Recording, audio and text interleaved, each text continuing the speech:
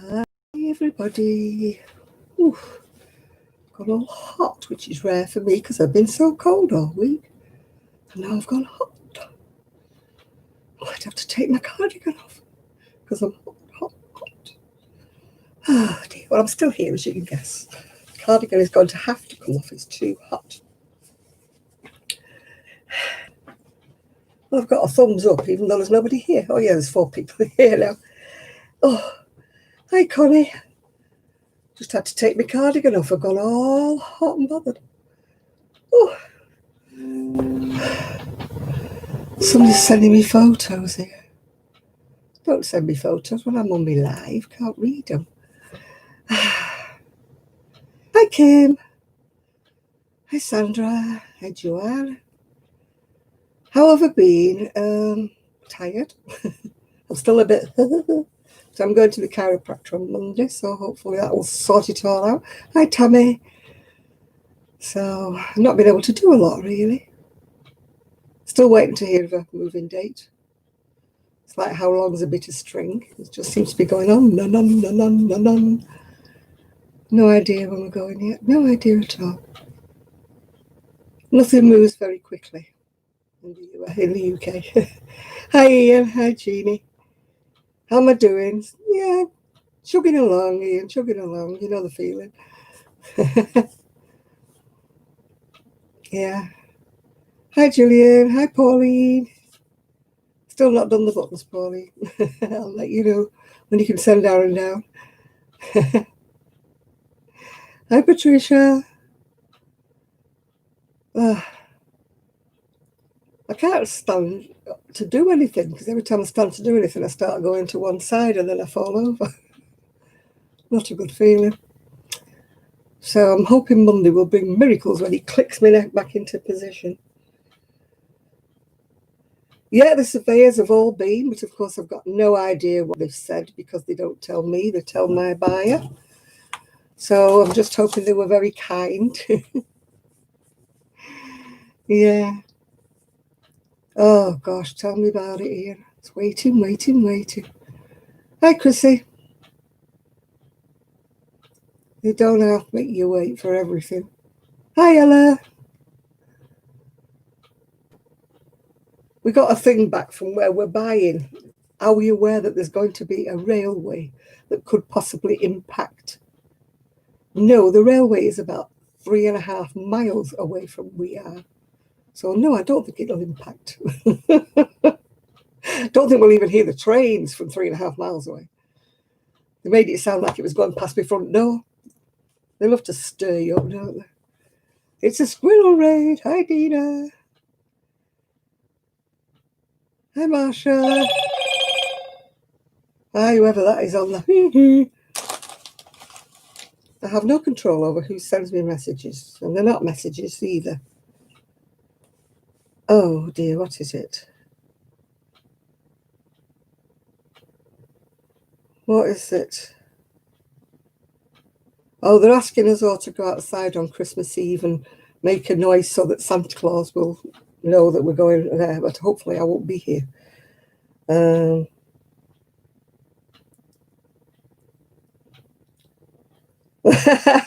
Somebody just said she's got the lurgy and anybody passing by would demand shoving some miniature alcohol bottles through her letterbox. Oh dear. Oh my God, somebody's tested positive on the street. Luckily, I don't know them. Well, I know them, but I don't know them, if you know what I mean. Oh dear. Oh God.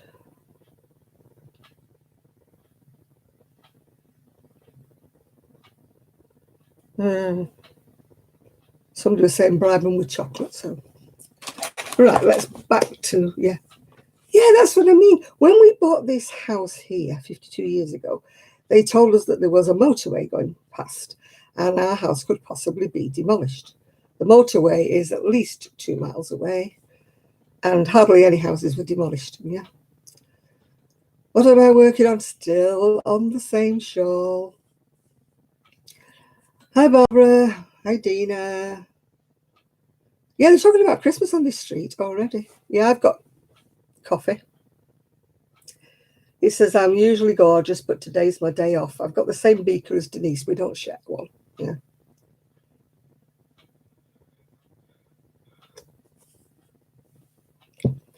Soy milk is something I could not drink. I'm sorry, you'd have to hold my nose and pour it down my throat. Yeah, I'm just doing the virus, Shirley, and same old, same old. Yeah. Well, the guy who did my electrical survey, he'd caught COVID at the beginning of the year.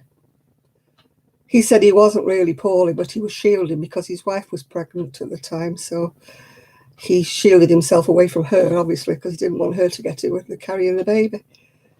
But fortunately, she didn't. But he caught it from somebody who didn't know they had it. He was doing some work on their house. Yeah. My daughter-in-law was saying that somebody that she knew got a test through the post, just broke the stick in half, didn't do anything with it, didn't put it in their mouth or anything, put it back in the bottle, sent it off, and they got a positive result.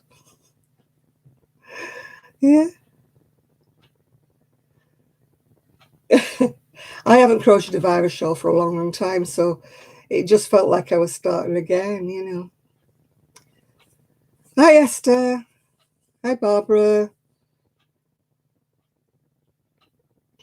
How am I doing today? All right when I'm sat down. When I stand up, I go for a trip around the world.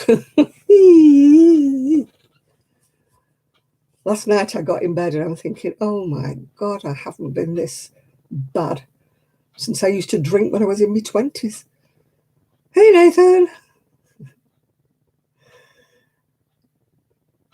I mean, even though I haven't drunk for years and years, well, I do have a drink, but I mean, you know what I mean? I've never been drunk for donkey's years. But I can still remember the feeling, you know, when the whole room spins and you think, oh, dearie me, what happened there? Well, that's what it's like when I get in bed every night. It's like, whoa, let me hang on to the bed head because I'm going to fall out of bed.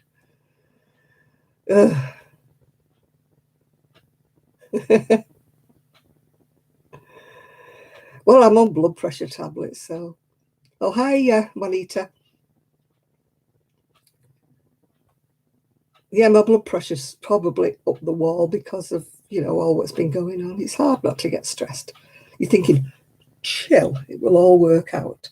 And then you get another email from the solicitor saying blah, blah, blah, blah, and you go, all over again. Hi, June.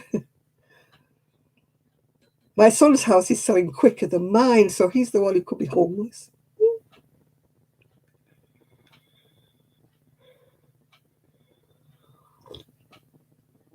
I hadn't thought about that till you passed it. You remarked upon it here. I hadn't even given it a thought. I'm not very quick-witted these days. I think my brain's gone dull. I haven't got Alzheimer's, but I think I've got dull brain syndrome, where my brain feels as though it's on holiday at the moment. If somebody's took it on holiday, can they bring it back, please? Because I'm missing it a bit, yeah. I don't use it that much, really, my brain, but now and again, yeah. I get a thing in my brain which is illogical, irrational, but I can't sleep because of it, because it starts going in my brain and I'm thinking, don't even go there. You're thinking about things that may happen. Don't worry about things till they do happen. But my brain is going, haha, but, yeah. And so my brain keeps going, I'm going, brain, go to sleep, brain, go to sleep. We are not worrying about that tonight. We are going to go to sleep. But my brain goes, haha, I've got different ideas. I am going to put this little thing in your brain going, chicka, chicka, chicka, chicka, chicka. So it's getting on my nerves now. And I won't take sleeping pills. I won't drug myself up. I keep thinking, no, think happy thoughts. Think happy thoughts. I don't quite count sheep or llamas or alpacas, but, you know.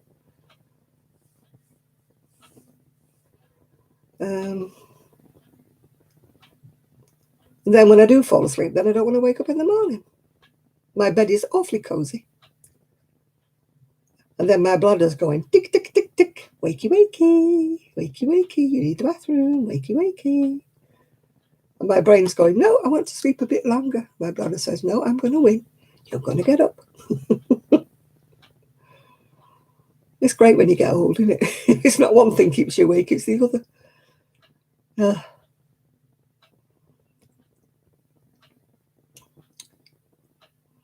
So far, I have managed to wake up in time, by the way. You'll be glad to know. We've not had any accidents. All my new beds arrived, by the way. Woo! So I've got that stood up at the side of the... Oh. If you could see my house, it's just boxes upon boxes, black bags. Now it's got a bed and a mattress because I'm not putting it together till I move. So, oh, what a mess I'm in. And people say, oh, I miss your videos. I haven't even got anywhere to sit to make a video because my 2 chairs I used to use to sit on have gone. They're not even here. Visitors come, well, they sit on a typist chair because that's one of the only things I've got left. You know. I'm supposed to be in lockdown, yes, Nathan, but I don't go anywhere, so it hasn't really affected me. So, but I'm going to the chiropractor. I'm wearing my mask. I don't care. I haven't been told I haven't got to go, so can't help that. It's a medical appointment. It's not like I'm going chit-chatting over the garden fence with somebody, is it? And I'm sure he'll be very sanitised and everything in his office. So, yeah, we're supposed to be in lockdown. I thought you were in lockdown in Liverpool anyway as well. Yeah, I'm selling them actually, not buying them at the moment, Sandra. I've sold quite a lot. I've still got a lot more to sell. And I've sent a load down to Kelly for her to sell. So look at her eBay in a couple of, well, probably about a week's time. If you look at her she'll have different crochet videos crochet magazines to sell because I'm running out of time to sell them, so I've given them to her to sell. Oh, thank you, Sina. Yeah.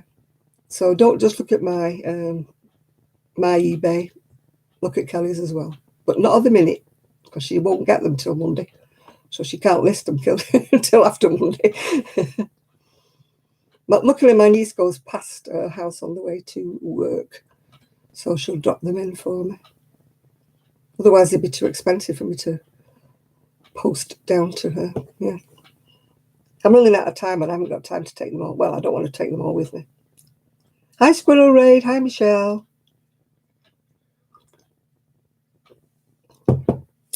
So,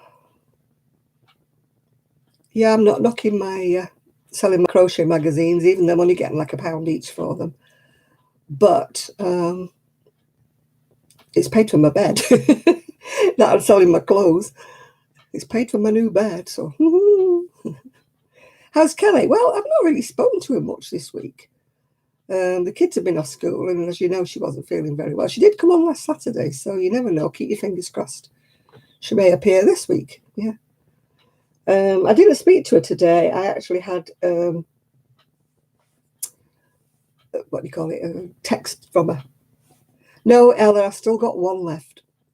I keep reducing it. People keep looking at it. Loads and loads of people have looked at it, but nobody's buying it, which is a bit annoying because I don't really want to take that with me. And I still haven't sold my wooden units. I've come to the stage where I think we're going to upcycle them and paint them grey now to go with the rest of the furniture. If they don't sell, I am not reducing them anymore. I'm going to take them with me. I mean, I did originally want to take them, but we decided they were too dark coloured, that they would make the room look dark. But if they don't sell, then my daughter-in-law is going to paint them like an antique grey colour. So we'll take them with us if the worst comes to the worst, because I'm not giving them away. Buzz off the proper wooden units. Yeah. Cranberry green tea. Ooh. I have to have cranberries every now and again, as most ladies know why. Every now and again I have cranberry juice. But it's not one of my favourites. It's not something I would drink for fun. Yeah. Oh, dear. Yeah, I got my niece to reach down at the top cupboard for me today, and I discovered it was all cake tins that I used to bake a lot. So I put them all in a bag, and I was talking to my other friend, and she said, "Oh, my goodness, don't get rid of all of them. Keep one at least, because I want you to make me that lovely fruit cake you used to make." And I said, "I can't eat it anymore." I said, "Because I'm diabetic, so that's why I don't make it." She said, "Doesn't matter." She says, "I can eat it." Hi, Ginger. So I've got to keep one cake tin back. I can't get rid of them all because I've got to make my fruit cake for her. Yeah, it turns out she's going to be living about 9 miles from where I'm moving to. We were great friends, and then she got married and moved to Scotland. Not Sue, we're talking about another friend of mine from way before Sue. And so we lost touch, as you do. And then we reunited through Facebook about a year back, yeah. And then she told me that she was divorced now and moving back from Scotland, and she's gone to Heysham. She's going to Heysham, which is about 9 miles away from where I'm going. So looks like I'll have my friend back. Yeah. We were great friends for a long time. Way before Kelly, way before Sue, yeah. She used to come in the shop because she lived right near where I had my shop.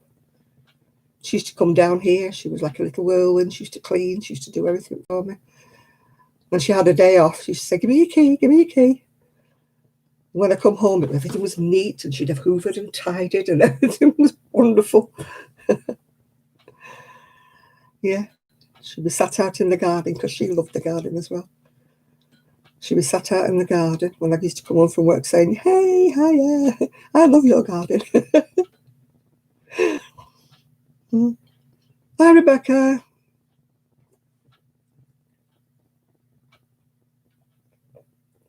Everybody loves my garden. My niece calls it her special place. It was throwing it down today, so she couldn't sit outside. I'm just hoping that I get as much sun where I'm moving to. I think it's facing in a very similar direction to where we are here, because I always said I wouldn't move unless I had a garden facing the same direction of the sun. But the day we went down there, it was really sunny, and it was lovely in the back garden. So I'm hoping we picked a nice sunny back garden. I should be heartbroken if it's not, because I do like sitting outside.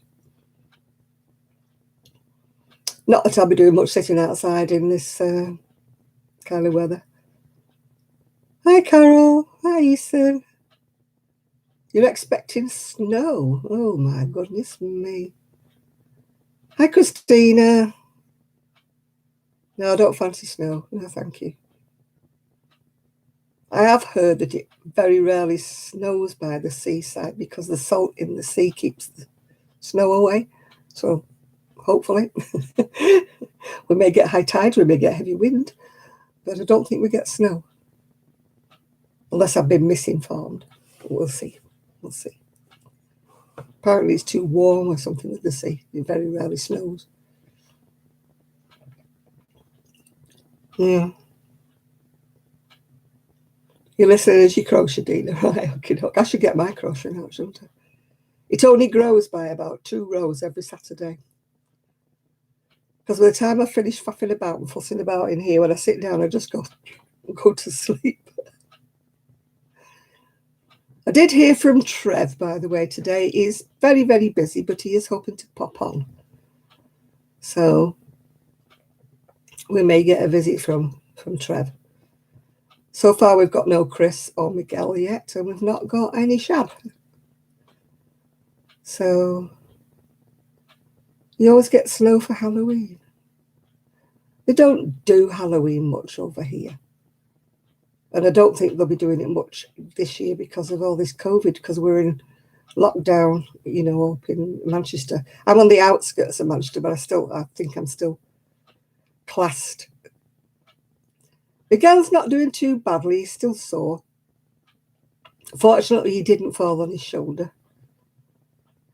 He said he was going to come on Granny D's live when I spoke to him early on. He said he was getting ready to go on Granny D's live, so I don't know whether he's gone to sleep or what. Yeah, like you say, I was hoping he hadn't fallen on his shoulder and undone all the work that's been done, but he didn't. He banged his leg and his back, so he went the other side, which was...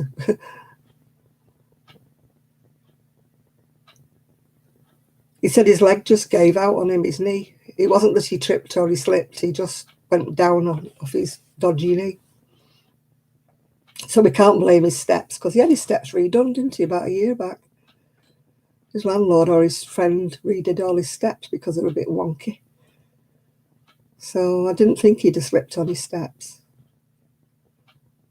Yeah, his knee gave way when he was walking down the steps and threw him to one side. Yeah. He did say that he played back all what we'd all been saying last Saturday. And he was like glad, well, not glad, but, happy that we were all concerned about him. But he was asleep at the time with an ice pack last Saturday, so that's why he didn't join us. But he listened to the replay, if you know what I mean, and said everybody was so kind or so worried about him. So he was quite happy about that. So, I think my earrings need polishing. They look a bit dull. I haven't taken them out and cleaned them. I usually do that periodically. Every week or so I take them out and... Oh, yeah, hello, Shad.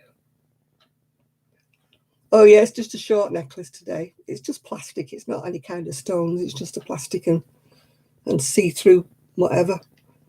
Pretend crystal. It's very lightweight, not like the one that I used to have that was real stone.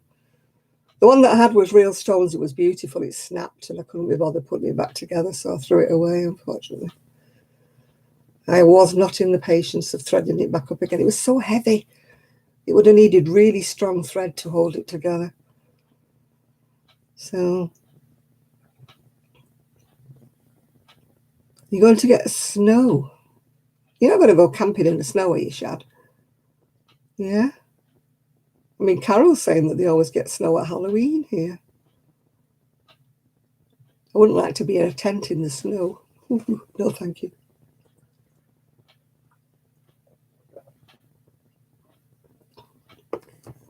Yeah, Miguel did say he was going to come on, but then again, he wasn't on Granny D's live either, so who knows?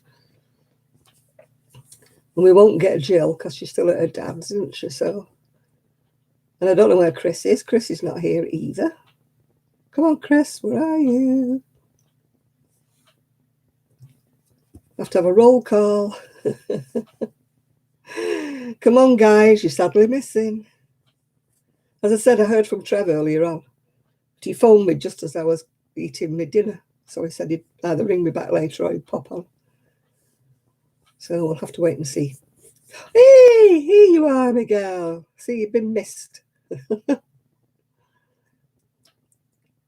Everybody was concerned about whether you'd done something to yourself last week when you fell. Yeah. Yeah, we're having a roll call. Yeah.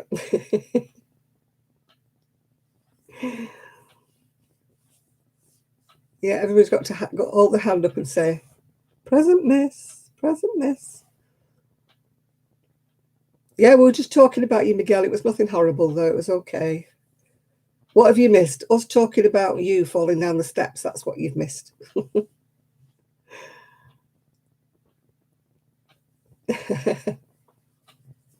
That's what you missed. It was nothing awful, Miguel. Just wondered how you were. Yeah.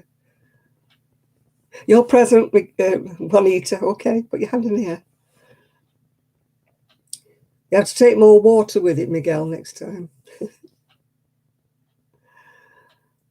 Less jalapenos in your dinner. Mm-hmm.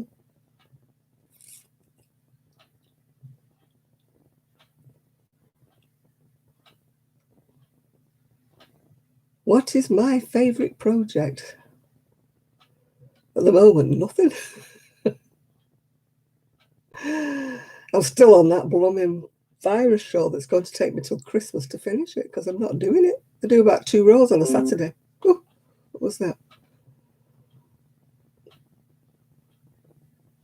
Yeah.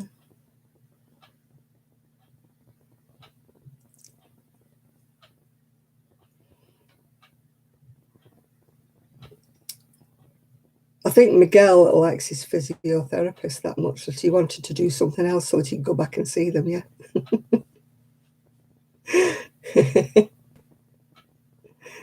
Anything burning? Yes, I've got a white sage. Now that Chris isn't here to remind me to burn something. Come on, Chris, where are you? You're not present. Roll call.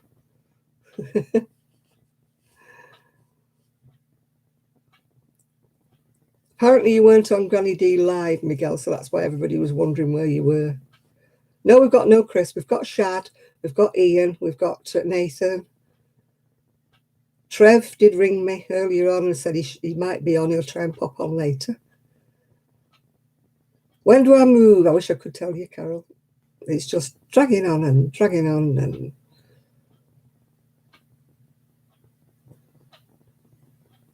who did you miss then? It wasn't Granny D then. It was somebody's live you missed.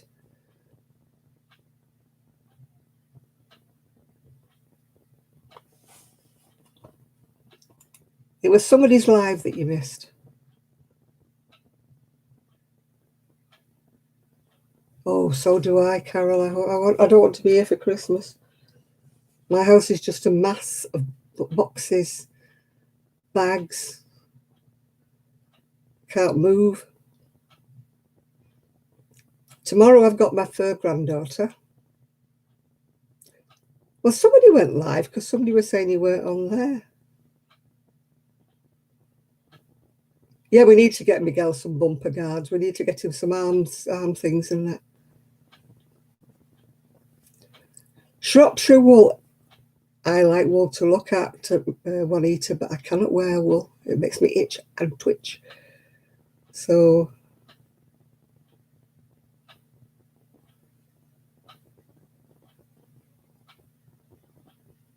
no, you were missing off somebody's live. Anyway, I don't know because I wasn't there, was I?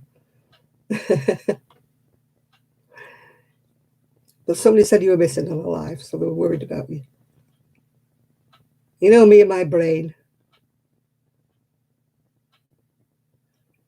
Crafts, I am still working on the virus shawl, which will probably be Christmas before it gets finished.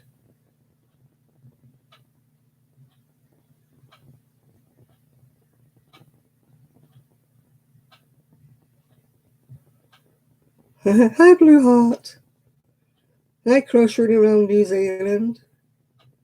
Good morning, good afternoon, good evening to you.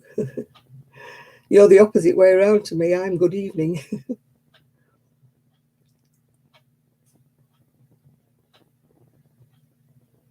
Yeah. Well, I'm glad everybody else is crocheting because I'm not. It's really I've been reading. That's all I've been doing, a chapter here and there. I just haven't had the urge to pick up my crochet. I'll be okay once I've settled. Once I've moved, once I've settled, I'll be fine. But that could take a week or two while I find everything in the boxes.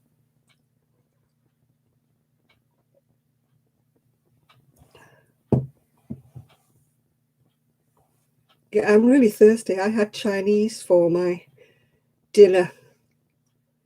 Well, part of it for my dinner. Whenever I buy Chinese, there's always way too much. So it always lasts me about, hey, Chris is here. Hey. Chris, letter from your mum. Where have you been? We just did a roll call and you weren't there. Yeah, the boys are getting better now. Coming up a bit. We need, who do we need now? We need Isaac. We've give up with Mr. Marsh. He's never here anymore. We need Brandon. We need Trev. Oh, and that other young lad that came in last week, was he called Jason? I think he was called Jason.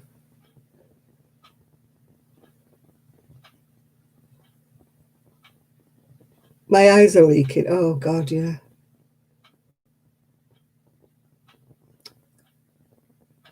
Blue's my colour. I always get told red's my colour, actually. I love red. Yeah. I'm down to wearing everything that is in the wardrobe because I've packed so much of it away. I've just left myself like a little capsule wardrobe of stuff. Yeah, Dallas is Jason. He's not on today yet, is he? Oh, thank you, Chris. I'm not feeling fabulous. I'm feeling very much less than fabulous. But we keep on soldiering on, don't we? Put a bit of makeup on, try and do your best, you know what I mean? Yeah.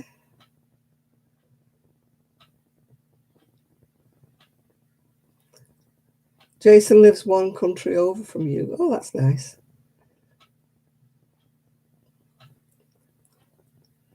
You've got I'm a survivor not far from you. You've got all sorts. Hi, Marshall. What is the scent of the day? The scent of the day today is Paco Rabanne. You're late, Marshall. Oh, well, we'll let you off because Chris was late as well. So we'll let him come in.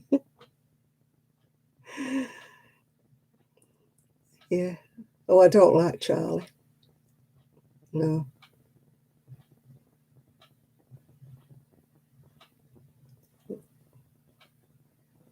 Lester's in Plum Grove and he's far from you. But he's still in Texas. He's still within striking distance.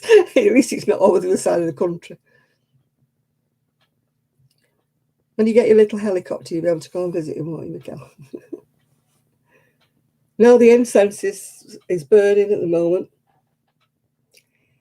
It's white sage, I think. Yeah, you didn't remind me to light it last week, did you? I didn't have any on last week. And actually, I can't smell this. It must be my nose. He's bummed up or something. No, it's still going. Still burning. Yeah, I think I'm going to have to go to the ladies' room. I'm going to have to talk amongst yourselves. I need to wee. But don't tell everybody, will you? I do. I need to wee.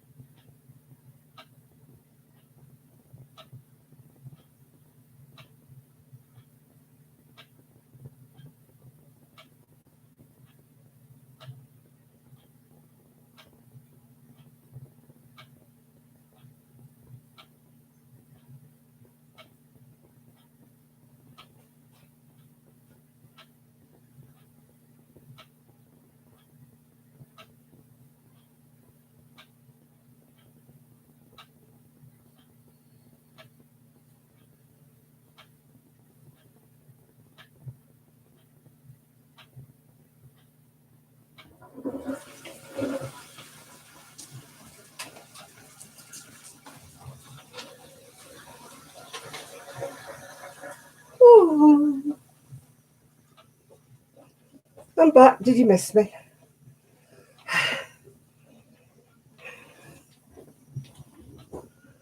Oh, hey.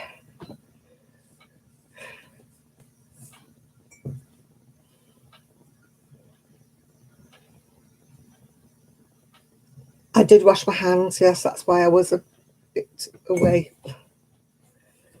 It's part of the joys of getting older. When you need to go, you have to suddenly go. Yeah. You don't have time to linger about like you did when you was younger. You know, even though you do your exercises and you clench, it doesn't always work when you get older. It's like, oh, gotta go. You can hear the clock. Just for you. You know you love the clock. I've got to take it with me because you've got to hear the clock, haven't you? Now when I move, I'm having a new desk, so I'm in a different location. So I don't know where I'll be. Probably be in the pantry. Oh dear. Because I won't be where I'm going to finish up being, because I won't even be in my bedroom when I move, because I'm having built-in wardrobes built, and they want the room empty for me to build them. So I mean, for all I know, my bed could be in the middle of the lounge when I first move. So it could be full. You're hoping my clock gets. If it does get lost, I'm going to buy another one just to pee you off, Shad.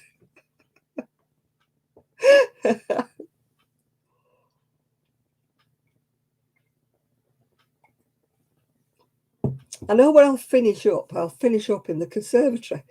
But seeing as though there isn't a conservatory at the moment, when I first move, I won't be in there, will I? So where I'll be, I don't know. And if I haven't got this desk and I haven't got a new desk, I don't know where I'll be. I could be trying to hold everything up on me. Oh my goodness. Hello, Creative Arts. Is it Mukti? Mukti? Oh, it's going to be. Well, when you move, you don't know where anything is, do you? Even though you put labels on your boxes. You don't know.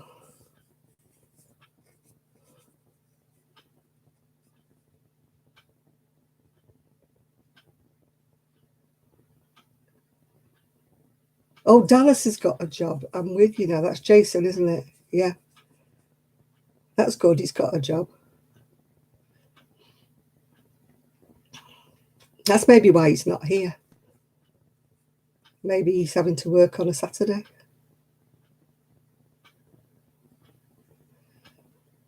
Yeah, the clocks go back as well. Does mean we get an hour more in bed, doesn't it? But it means it'll be darker still when I get up in the morning. Don't like dark mornings. It makes me feel really droopy.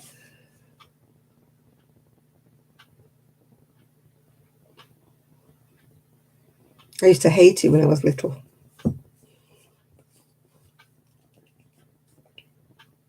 No, you don't do it for another week, I think, Miguel. You never do it at the same time as we do. It's just the UK that's changing the clocks tonight. I don't know. Is it a week later? I know one clock I've got above me. Well, it's not working at the moment because it's got no battery in it. It's too high for me to reach. That used to only be right for 6 months of the year because I could never reach it. Or he said, "We're leaving that, taking it." I said, "You can do what you want with it," because it's got a barometer thing on it as well. So he said, "I think we'll put it in the hall." I said, "Oh, right, okay then."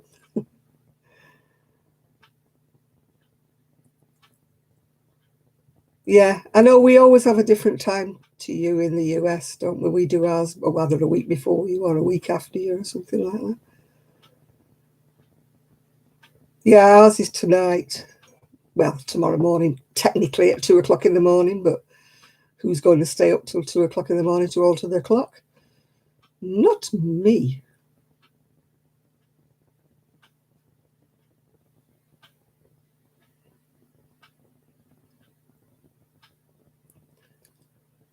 I know, well, this clock in here, not the ticky one, the one up there that's stopped because the battery's gone in it. Yeah. Well, my son wants to take it. It was his dad's clock, actually. His dad was very into sailing and stuff. So he got it. It was a clock and a barometer on the same thing. Because we used to have a ship's bell, ship's wheel. We used to have all sorts of things on this wooden wall. I think he thought he was on board ship. Listen, I'm having to rescue things that people are putting in the bin. You don't need this, dear John. And I go, what is it? What is it? What was it called? What was that? What was that? Well, you just threw in the bin. Oh, he was very nautical, yeah. I look like a movie star. Was it something off the Disney Channel?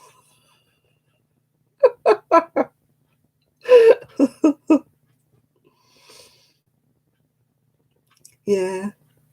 One guy who was extremely drunk one night, he said to me, oh, he said, you've got most beautiful eyes. And I thought, have I? And he says, you remind me of somebody. And I thought, oh, what's he going to say? And he goes, you know that snake, he said, in Jungle Book, the one that goes, look into my eyes. He said, that's who you remind me of. And then I looked at the film, and this thing's got coloured eyes that spin round like pinwheels. And I thought, I am not flattered. If I'm going to get likened to a film star, please not the snake in Jungle Book. That's the only time anybody's likened me to anybody. Nobody else has ever said, oh, you look like. Nope. I don't look like anybody. Why do I always get the weird? I don't know. My son said it's because I look at them and I smile. He said, blank them. He said, you make eye contact with them. So they think, hey, we're in here. Woohoo. I always get the weird ones. The ones who stop talking to me and everybody else is having hysterics all around me. And I'm like, I'm stuck with them. You know, the one who insists on taking all his clothes off and practically to show me everything he had on was made in the UK because he didn't believe in buying anything from Hong Kong and China. So he was showing me all inside his jacket. He even took his shoes off, show me the label in his shoes. And we were on the bus, you know, and everybody on the bus is going, she's got the weirdo. How many have approached me every time I used to go out? Every time I went anywhere. Somebody smiles, I smile back. I'm polite. I'm a nice person. I smile. Hello, how are you? And they think that's an invitation then to come and tell me everything. I'm pretty weird, Chris, really, if you know me. I really am pretty weird. But maybe like attracts like, you know. Hey, there's another weirdo there. We'll go and say hello to her. Hey, hello, weirdo.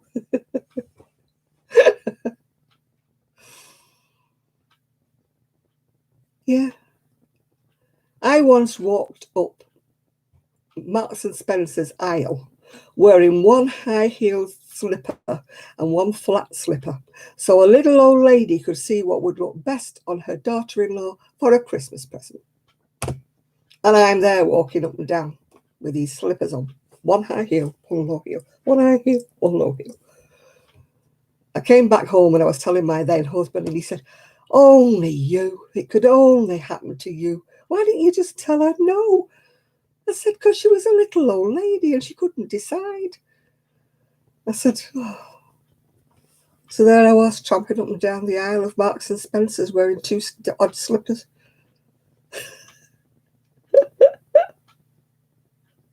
Oh, they used to come in my shop all the time, yeah. But they find me when I'm out shopping in Manchester, they find me. Would you mind trying this jacket on so I could see what it looks like at the back? Yeah, sure. Muggins, yeah, sure, I'll put it on for you.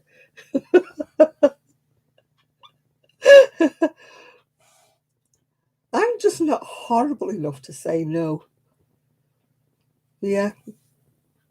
I'm not that kind of person to turn around to somebody and say, no, sorry, sod off. You know, I'm not one of those kind of people. I'm always like, I think it's because I've always been in customer service. So you're always polite. It's drilled into you from being, I've served in a shop from being, 11, 12 years old. And it's always drilled into me that you're always kind, you're always polite, you always do. So, you know, I'm always the first one. Well, I used to be. Oh, yeah, I get those as well, Patricia. Yeah, I get the ones that tell me, oh, the story of their life. Yeah, get them as well. But I was the one who used to go, when I could do, I used to always go and pick somebody up if they fell over or something like that. I would never walk past anybody. Like there was like a guy once and he was having an epileptic fit and somebody wants to turn him on his back and no, put him in reclining, put him in recovery position and stuff like that. When I see people, I mean, I'm not medical. Even I knew you don't do that. You don't lie them on their back when they're having a fit.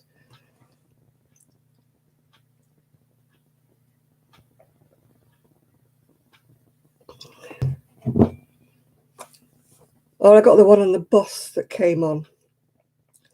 And you knew he was odd because he had a black plastic bin bag on his head, knotted at four corners, yeah, with a shopping bag. So I thought, oh, please don't look at him. He's going to sit next to you. And he did. You're looking very beautiful tonight, he said. I said, oh, thank you. He said, I bet you're going to bingo, aren't you? Yeah. Yeah. And then he started, talking away to me, telling me where he'd been, showing me his shopping, telling me how much he'd paid for it, how much it was much cheaper in this shop than it was in another shop. And then when I was getting off, he said, what time are you coming back? He said, which bus are you going to be on? He said, because I'd love to come back with you. You've had such an interesting chat. And everyone on the bus is, and I'm going, no, I'm not coming. I'm having a lift back. I said, I'm not coming back on the bus. Oh, my giddy aunt. Everybody else was laughing. They all thought it was hilarious, There was a guy in front of me and I could see his shoulders shaking, so I popped him around the back of the head and said, stop laughing. He got off at the same stop as me, so I put my arm through as I said, you with me, aren't you? You with me? He said, nope, you're not with me. He said, you're on your own with him. I thought, oh, thank you for helping me out. You could have said this is my girlfriend or something, pretended for 2 minutes while we just walked up the road. But no.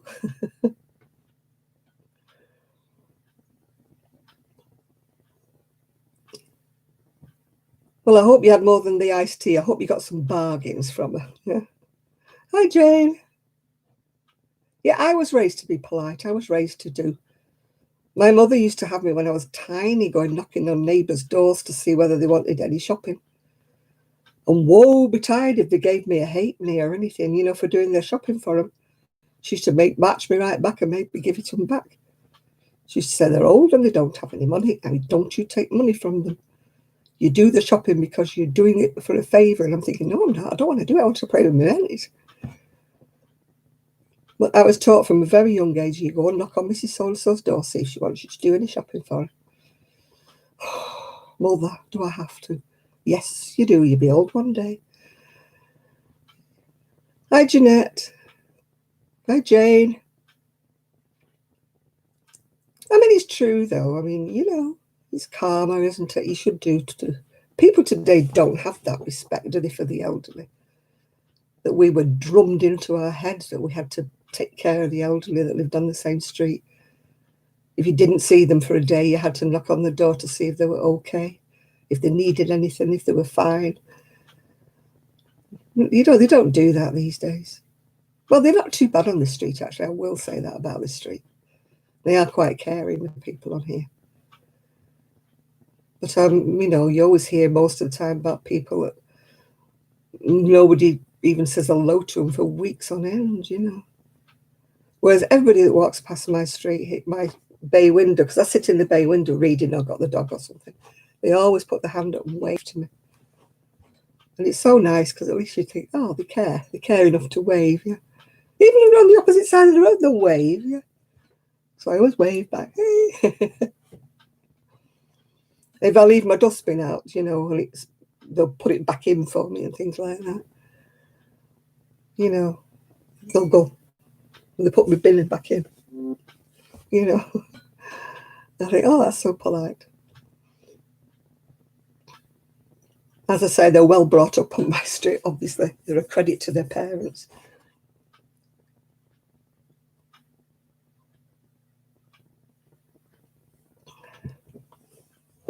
But apparently, my neighbours either side where we're moving are very nice. But the lady who's selling is bound to say that. I mean, she's not going to say, oh, God, they're awful next door, terrible, you know. But it's like me. I've never really actually fallen out with next door. I've said a few things about her, but not to her face. I've never actually fallen out with her, so I could sign truthfully that no, there's been no arguments at all. We've now got a double mattress out in the garden now. But the bags of rubbish have gone, and so has the sofa. So at least it's an improvement.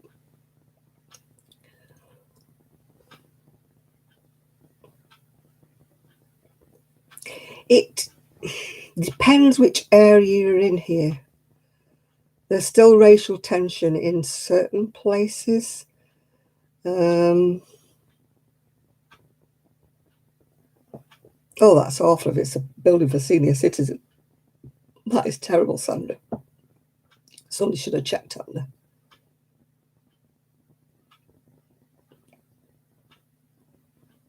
Yeah, that would annoy me, Miguel, because I would do that for anybody.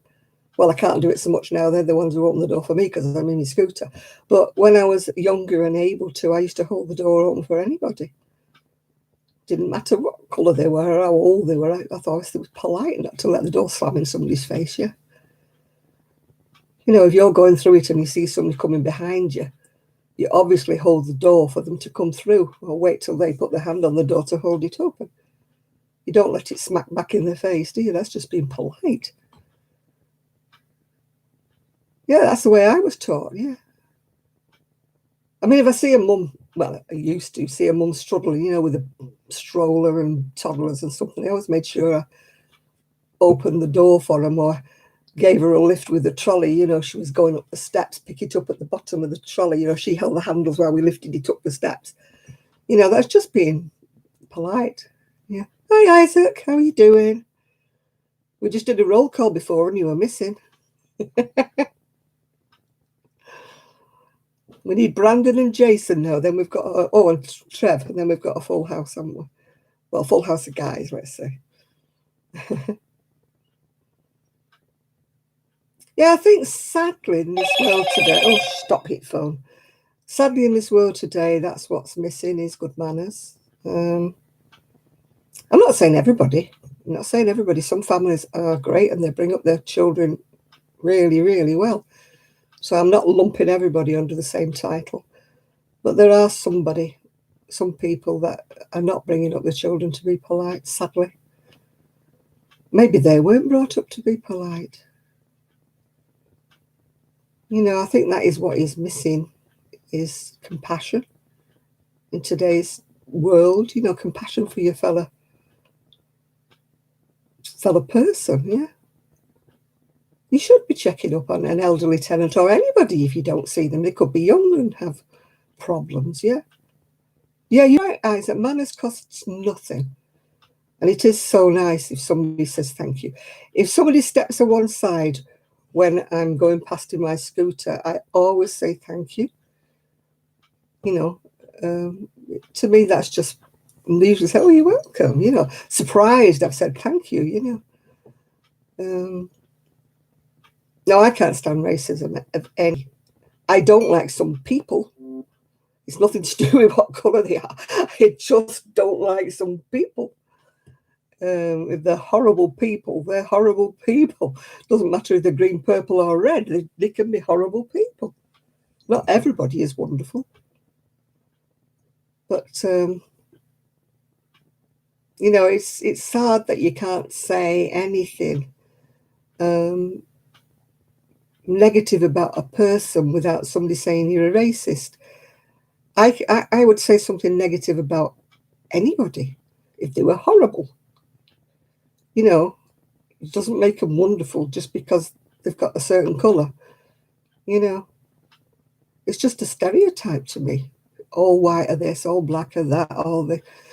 No, they're not. No, people are people. They should be judged individually as how they behave. I mean, some people are rat bags, but you know, some people of any race are rat bags, aren't they? You know, you get horrible ones in every race. So I just think it's wrong to say, oh, because they're this, that, you know, This is why they're horrible. No, it's not true at all. Not true at all.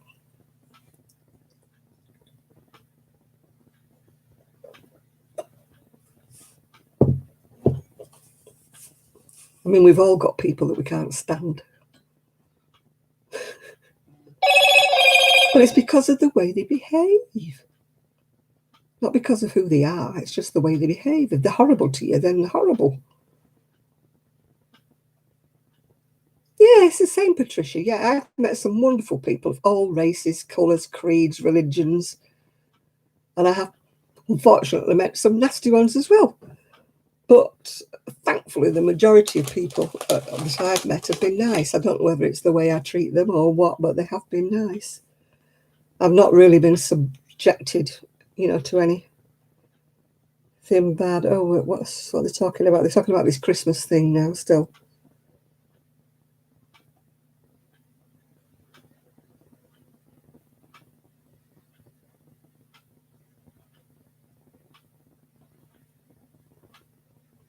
No, somebody was saying they got tested and they're negative, so that's good. Somebody else on my street.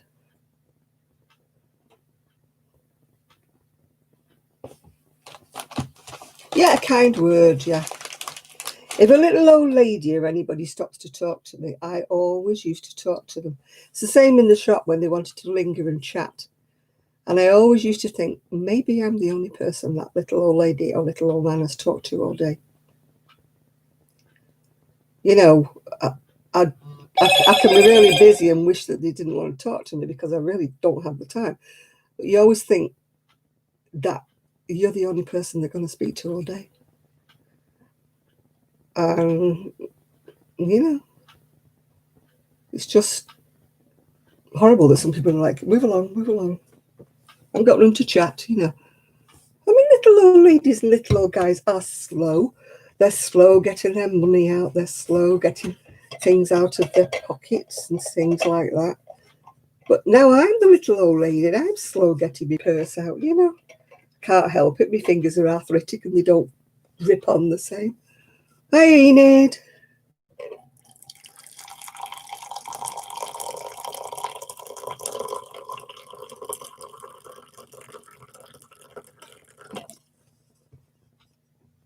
Yeah, exactly. I'm with you with that one, Patricia. Yeah, if you don't like something, it's nothing to do with what colour they are. You just don't like them. And then the end of the story. Yeah. I don't like you because you're a lunatic. Yeah. You're having cheese and crackers. What kind of cheese are you having? And are you having some pickle on it? Oh, my phone's buzzing again. What are you doing, phone? Get on my nerves.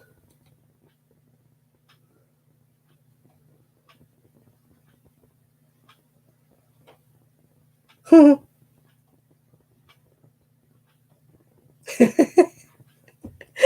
of my neighbours is saying, one of the one that's got a positive, I'm going to throw her out in the garden. Is that acceptable? We're not letting her in the house. Is it acceptable? And somebody else said, yeah, I think so. Leave her in the garden. It's somebody who's tested positive. Yeah, put her up in a tent. Is it okay to leave her in the garden? Yeah, fine. Oh, gosh. This conversation's going to go on all night, this. The next door neighbour on the other side is just stay away from the fence. Don't come anywhere near it if you're going to be in the garden. As I tell you, they're a great lot on my street. They're very funny. Oh, you're having a coffee break? Okay, Marcia. Yeah. You wish you had some black olives? Oh, no. How the heck anybody can eat olives, I do not know. They're vile. Yeah, we could do that, couldn't we? Get a catapult and throw some food over the garden wall to her. It's a pity they don't have a shed. They could make her cosy in the shed, couldn't they, while she's self-isolated?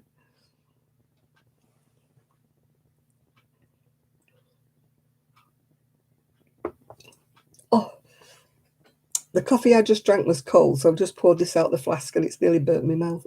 Ooh. Yeah, the thing is, if she's in the houses, some of them have only got very small gardens. So to put her in a tent in the garden would be a bit awkward. Mm. If I get COVID when I move, I can get it. When they put the shed up, I can go and sleep in the shed. Put some wool down on the floor and sleep on the shed.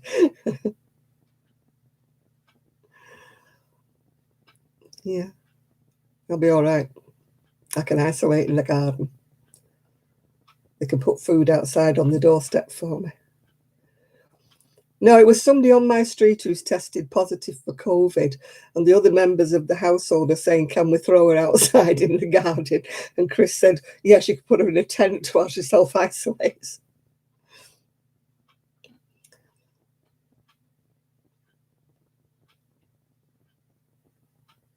Oh, you would, because you love being in a tent, don't you, Shad? Yeah. My family sit there eating stuffed olive stuff with like cheese and stuff. And they were convincing me how wonderful they were, and they gave me one. I'm like, can I spit it out? It's vile, even with the cheese in it.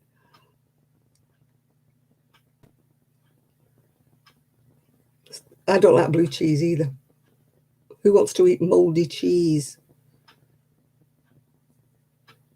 It's mould, isn't it? They put these, what do you call it, copper wires in, don't they, to make it go mouldy and blue. No, blue cheese is not right, is it? I wonder who thought of making it go mouldy like that. They mustn't have been in their right mind. Who would put copper wires in cheese just to see what happens? Ugh. You wouldn't sit there and suck a piece of copper, would you? That wouldn't be right, would it? And yet they sit and eat blue cheese that's been. And I cannot smell the smell of brie. It smells like baby's wet nappies or wet diapers, as you call them. Oh, just smells like ammonia to me, brie. Ugh. I like a lot of cheeses, but just not. I prefer the harder cheeses, like the Edam, the Gouda, or Gouda, whichever you want to call it. Hello, Dallas. Brie, you don't know what brie is. It's like a sloppy cheese that smells like wet diapers. I don't know what it tastes like because I've never got past the smell.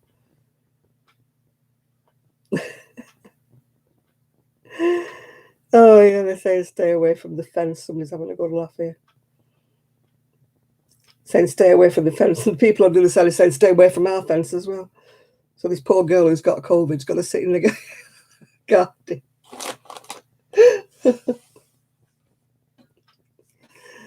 Yeah. I like smoky cheese as well. Smoked cheese in little thin slices. Yeah. Yeah, congratulations, Jason, on your job. Yeah.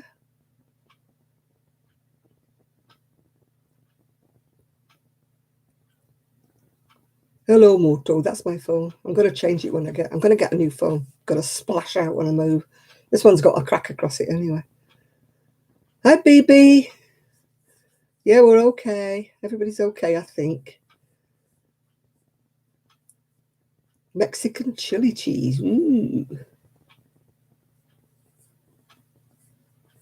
Yeah, I always taught my son. And I say thank you to the bus driver when I'm getting off as well.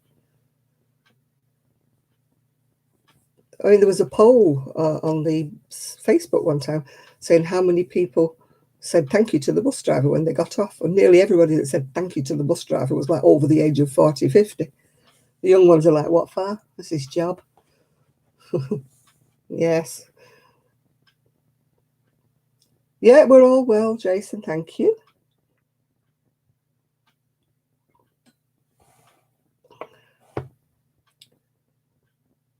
Yeah.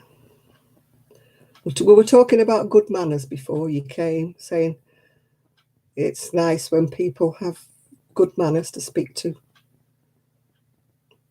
Yeah, I think anybody of a certain age always says thank you to the bus driver, don't they, when they get on or off the bus? But young ones think it's their job. What do they want to say thank you for when they're just doing their job? Like, hello.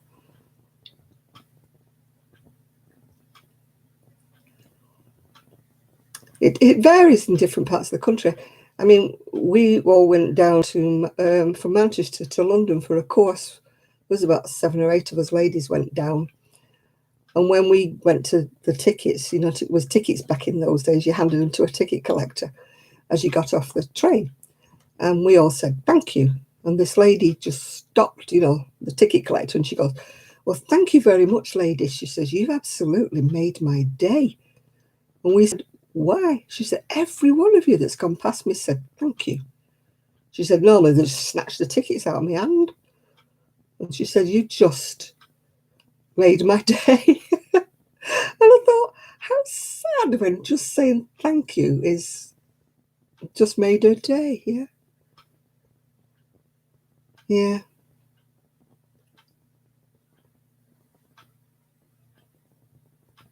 Yeah, you do. It's not a cultural thing. It's just something that people do or they don't do. Yeah. As you say, it's not any people of a certain culture or a certain colour that are, worse at that than better at that than other people. It's just a matter of how they. I always believe that you should treat somebody nice. You should smile. It's the bloke who picks your bins up. I mean, my bin man, he always waves to me, and smiles at me, when he goes past up, picking up the bins. It doesn't cost 2 minutes, does it, to just say hi, as he's going past. And now he does it all the time. He goes hi to me. And he's picking up my bin and throwing it, emptying it for me.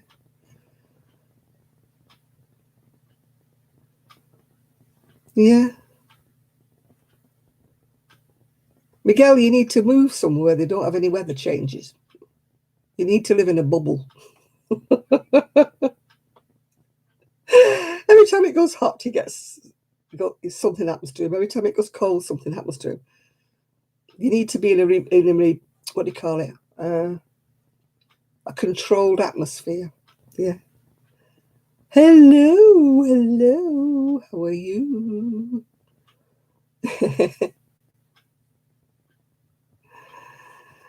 Oh, hello, Floozy. Hello to the room. How are you feeling today? Have you got over your lurgy, Jill?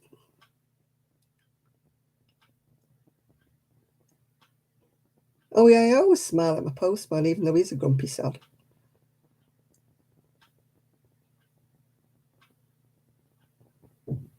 He's grumpy. And he always flicks his elastic bands on my driveway, which annoys me. But I smile sweetly at him, yes.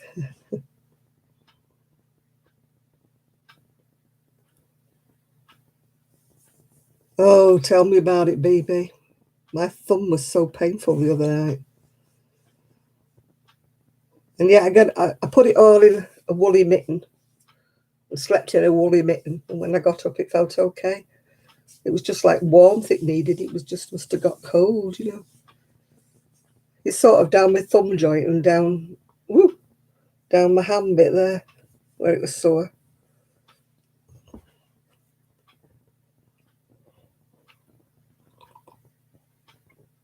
Our new house has got a greenhouse, but we're having to move it because it's not in the right place. It's sort of in the middle of somewhere. So it makes it awkward if you want to put something along that length. Oh dear, I hope he's okay, Jill. Oh my God, send for the medics. Miguel doesn't even want iced coffee. Miguel is ill. Call the medics. Call 911. He's obviously got a fever.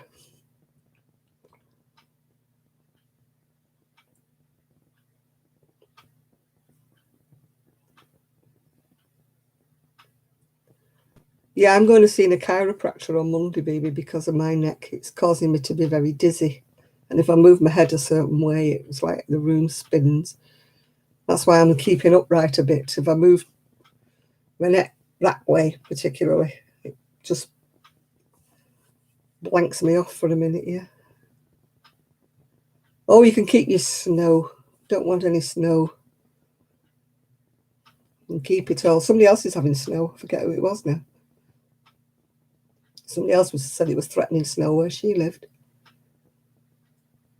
Miguel's on the hard stuff. Oh, the ginger ale. Oh, be careful. Get drunk on that.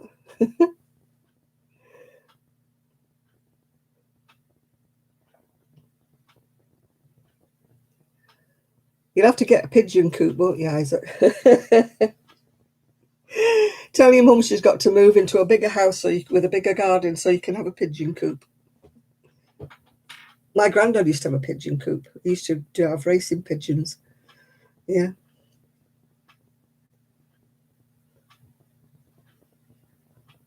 You're back, are you right? Okay, you need...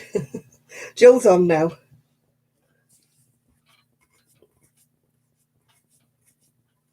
Pork medallions, applesauce and broccoli is okay, but you can leave the toasted almonds off for me. No, I don't want a room full of snakes. No, bad enough with Pauline in a room full of spiders. No spiders, no snakes.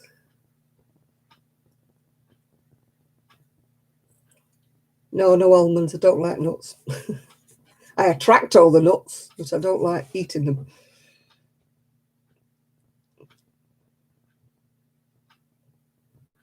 You've got 6 inches of snow, or you can keep it up there in Canada, missus. Keep your snow up there, Cindy. We don't want it. Don't send it to the UK. We don't want snow. An inch of snow over here, and everybody goes into a flat panic. When I think about it, when I was a little kid, we used to go to school and we used to have to dig our way through like snowdrifts practically to get to school. We never stopped off school.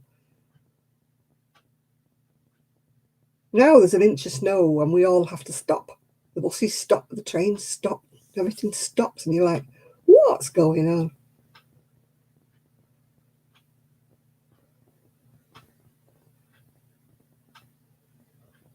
Snowmageddon heading your way, as long as it don't head my way. It's too early for snow. It's only October.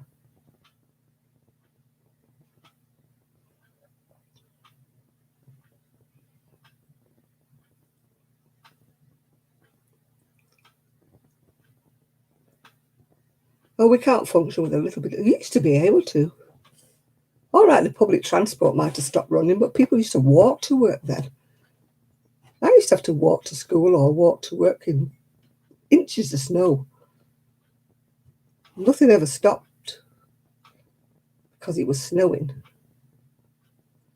We had one member of staff when I worked in the bank that couldn't get in, but she lived right in the tops of the countryside and she couldn't get in at all. She had to wait for the snow ploughs to come and dig them out, yeah. The rest of us used to plod our way in through the snow with your Wellingtons on or your boots or whatever. I've gone into work looking like the abominable snowman sometimes. You know, my coat and everything's been white. You know, because I walked to work looking like that. You had your hat on and your scarf over the top to shield yourself like that so the snow wouldn't hit your hair, yeah. A big coat on that went down to the ground near enough and your Wellingtons on with big thick socks. You used to have to set off to work because it used to take you half an hour to thaw out when you got there. You're going, put the heating on, quick, put the heating up higher. Because we had the old-fashioned radiators when I worked in the bank. It used to take ages to warm up. And then when everybody put the coats on the radiators, it'd be all steam rising. Yeah. When I was younger, we used to go to the cinema and it had been raining. You know, people sitting in the cinema seats, you'd see the steam rising off the coats. You have to sit there in your wet coat while you watch the film. I mean, kids today don't know. They're born, they get chauffeured everywhere, taken in a car to the cinema. They don't have to trudge through the rain. If you were in love, you used to do it, didn't you? I'd trudge through snow and rain to meet, guys when I thought I was in love. Obviously, I wasn't in love, but when you're like 15, 16, you think you are, don't you? You think everybody's gorgeous. Right, where am I up to? Oh, I know where I'm up to now. Oh, you silly sod. Pardon my French. Just pulled it undone. My mother used to put the sheets on the line like that, Miguel. They used to be like starched on. She used to say, they're having a blow. Yeah.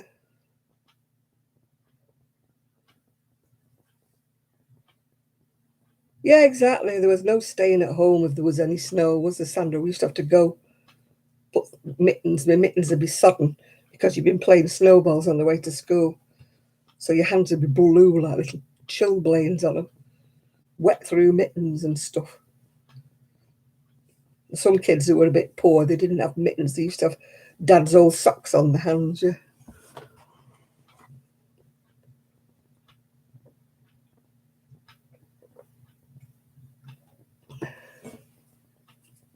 Yeah, the number of kids who used to come to school with their dad's boots on.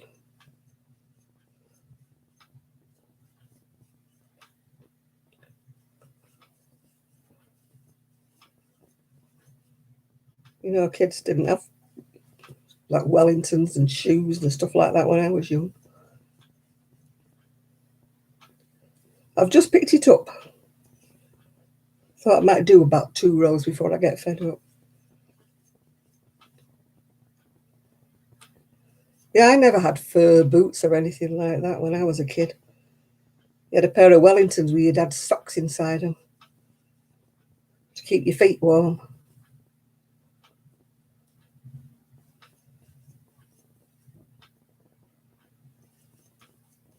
You must have been psychic, baby. You must have said, right, pick up your hoop, Jan, and do something. Yeah, if you said you were cold at school, they used to make you go and stand in the playground and swing your arms about with your coat on, dance your feet up and down. There was no like, oh, it's cold, we'll have to go home. And if the boiler broke down, they used to make you put your coat on, sit in school with your coat on. There was no sending you home. You got your bamboo handles. Ooh, that's what I'm using, my bamboo handles. Wouldn't be without them. Yeah, I did see your post. I think I put a like on it. I'm sure I did. I might not have put a comment, but I did put a like on it.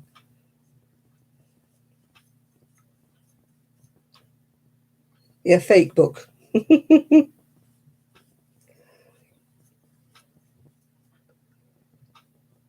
know there's a guy said, would I be his friend with this fake American GI photo? So I like Googled the photo and it belonged to somebody completely different.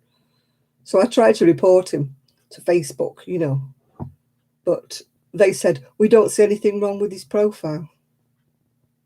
Yeah, right. Like he's using somebody else's photograph. You don't see anything wrong with it? Uh-huh.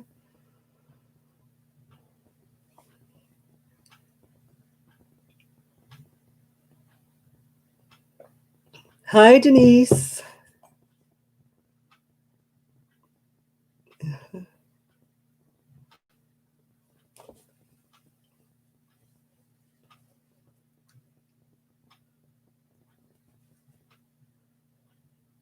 Uh-huh. I never had to homeschool, no matter what. My son went to school no matter what. What is going on here, Janet? You've gone wrong somewhere. You have gone wrong. No, you haven't.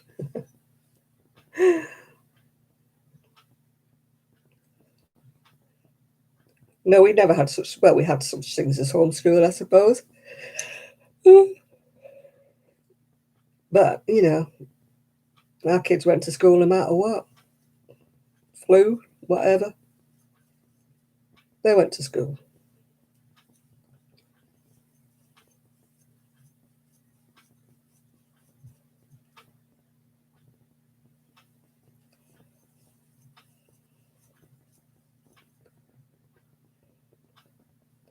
I'm still doing mine, as you can see, Miguel. I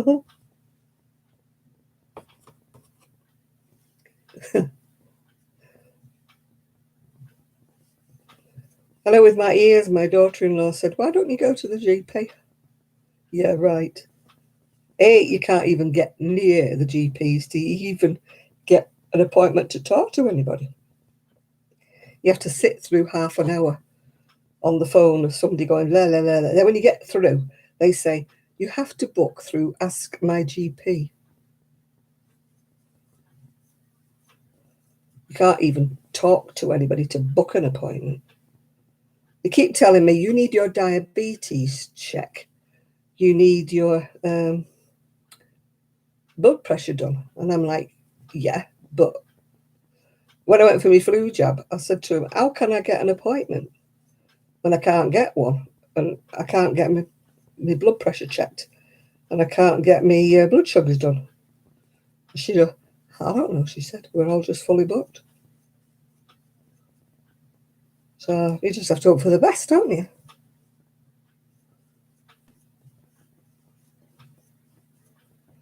So if my blood sugars are out of whack, it's just too bad. I don't know.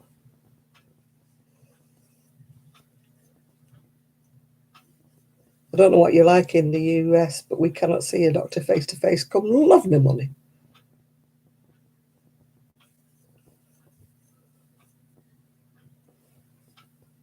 You remind me of my neighbour. He's nearly 90, bless him. He's lost his top set of teeth. He doesn't know where they are. He knows he hasn't swallowed them, but they're somewhere in the house.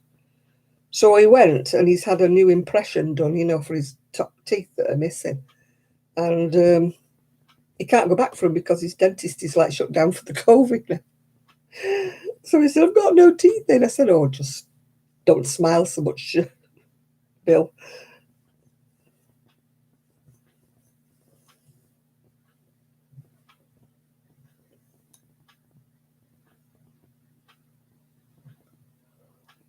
Yeah, I had my flu jab. I'm still waiting for it to hurt like she told me it would hurt. I don't think it will now. No, I can't. He said he's eating a lot of porridge and soup without his top teeth. He doesn't know where they are. He said he's searched the house.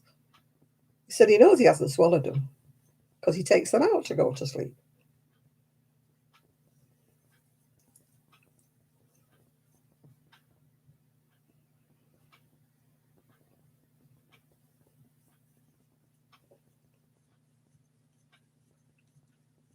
Yeah, rogue tooth fairy, isn't it?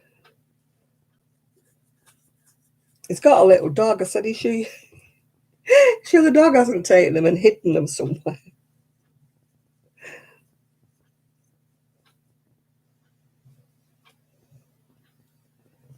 You never know with animals, do you?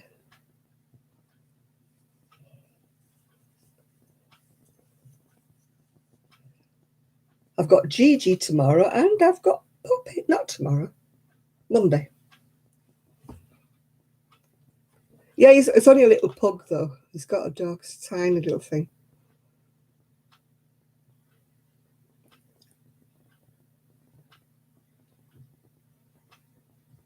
Yeah, I've had my flu jab. I had it last week. Yeah, last week. Yeah, he said he spent a week looking everywhere. Going under units, going under everything with a torch and a long thing. He said he cannot find his teeth. Well, you put things on top of the fridge, don't you, and lose them, Miguel? Yeah.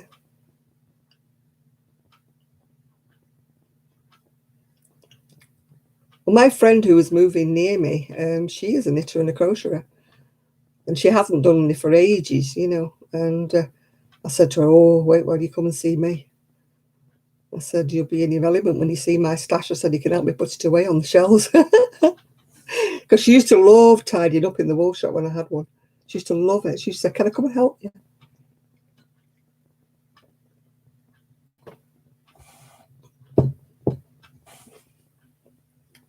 Oh, I didn't have a snowsuit. I had a siren suit. That was my brother's. It was all itchy wool. It was my brother used to have when the air raid siren, whistled or whatever. My mum used to button up my brother, zip up my brother in this siren suit. That's why it was called a siren suit. It was an all-in-one thing that like Winston Churchill used to wear. So I inherited it from my brother. But it was really itchy because it was made out of wool, and you know what I'm like with wool. My mum used to say, "Your brother never twitched about when he was wearing it. He was fine." And I'm like, "Take it off me, mum, take it off me." So that was the only thing I ever had for the winter.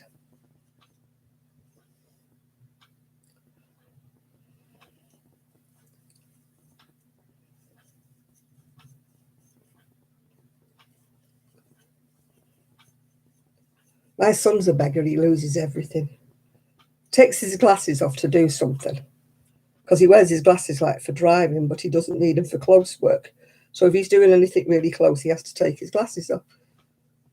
And then when he's here, he's like, "Where did I put my glasses? Where did I put them? Or where did I put my keys?"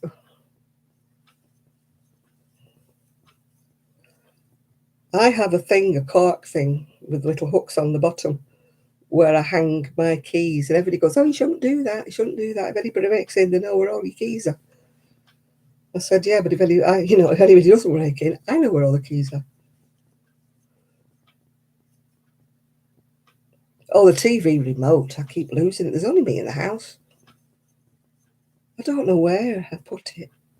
And actually, on my recliner, there's actually pockets at the side where I can put things, but I don't put them there, do I? I just put them in front of me or on the sofa.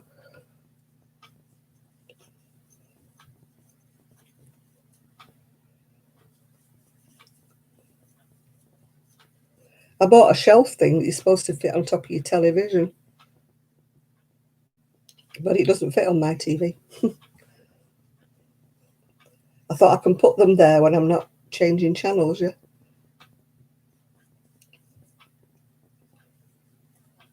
My worst is my purse. I am forever losing my purse because I don't use a handbag anymore. I keep losing my purse, or my pocketbook, as you would call it. I'm always putting my purse down. Then the window cleaner or somebody comes to the door, and I'm like, "Oh, where's my purse? Where's my purse?" Oh, well, you'll have to make yourself some dinner then, Miguel. If all else fails, you've got eggs.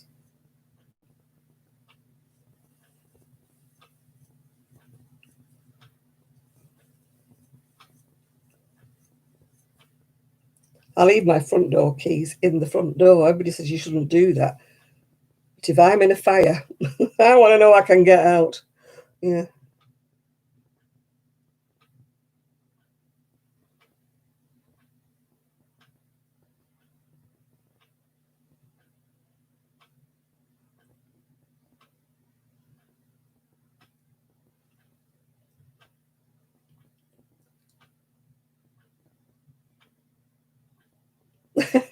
I don't think Miguel drinks, actually. Yeah, Denise. I don't think he's a drinker. He's like me. I'm not teetotal, but I don't really drink as a rule. It's not something that bothers me. People say, "Oh, I love a glass of wine with my dinner." I prefer a glass of sparkly water or something like that.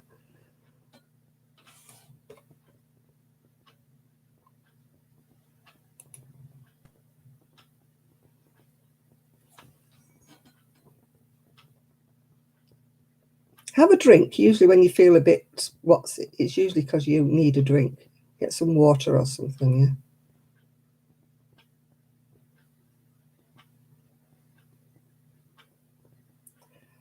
No, I don't mind an odd glass of wine, but I wouldn't go out and buy a bottle.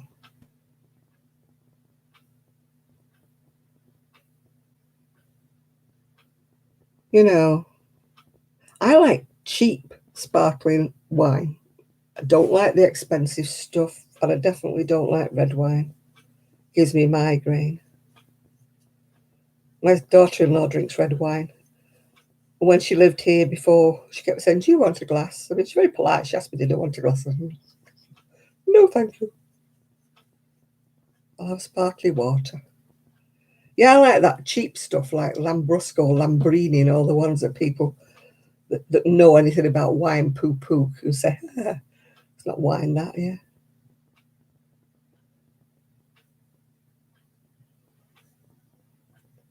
I haven't done my hair, no, it's just a mess actually at the minute. It's just all, my hair's dropping out, it's stress, I think. When I wash it, there's like less to shampoo each time, and I'm thinking, oh, I'm going to be bald before I get to move.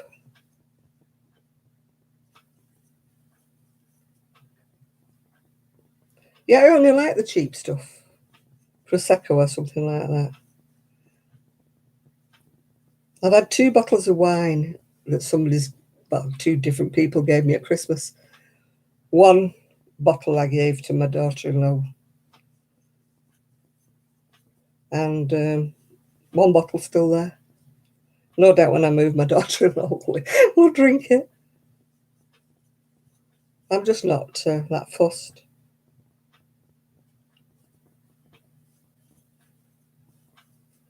If I do buy any wine, I buy it with the screw top. Yeah, I would dread to go to a hairdresser's with my hair at the moment. It's so thin. They'd probably chop it all off.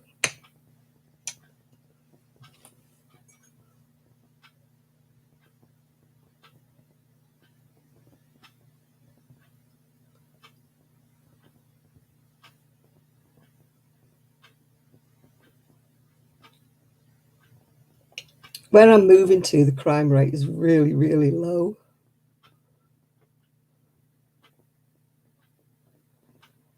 We looked at that bit before we decided to buy in that area. We looked at the crime rate,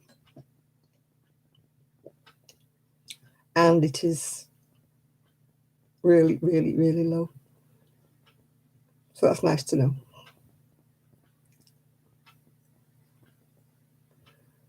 Monday I'll be frozen to death because my little fur granddaughter likes the patio door open. I'll be wearing my coat. Gigi and I like it warm, so we'll be in the front room cuddled up. Poppy will be with her head hanging out the door.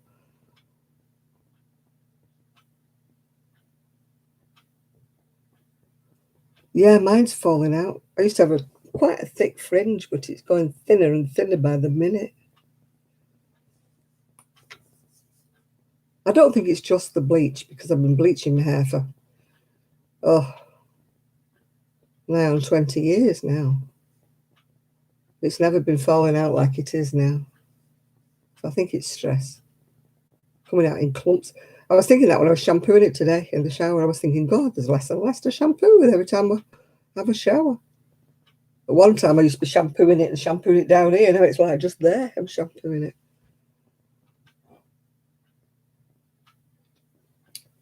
Did I tell you all I've got my new scooter? It's got a lousy turning circle. Nearly decapitated everybody in the post office. I had to go, 3-point turn wasn't in it. Must have been about a 5-point turn. But I won't be going shopping in it too much when I move.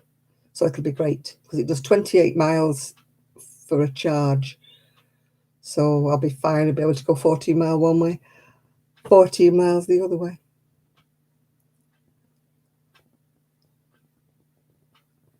Yeah, my hair's started to go thin about this last year or so, but more so since I've had all the stress about moving. I keep saying if I don't move soon, I'll be bald. I mean, it's all over about the shouting. It's just a question of signing things.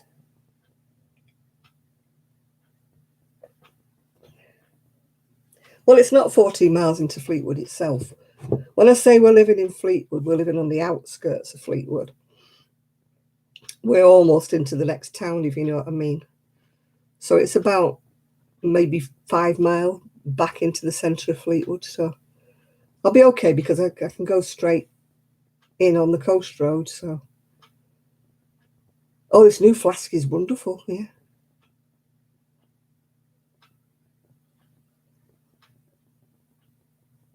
I don't like political signs, people having windows. I think it causes aggro, causes trouble. You know, people get. I will eventually come on. I might miss a Saturday or so, Trish, while I get my internet sorted out. It depends what day of the week we move, yeah. So, you know, I'm hoping like somebody like Jill will take over the slot so that it won't be left vacant and everybody will be wondering what to do on a Saturday. I'm sure Jill will step into the breach.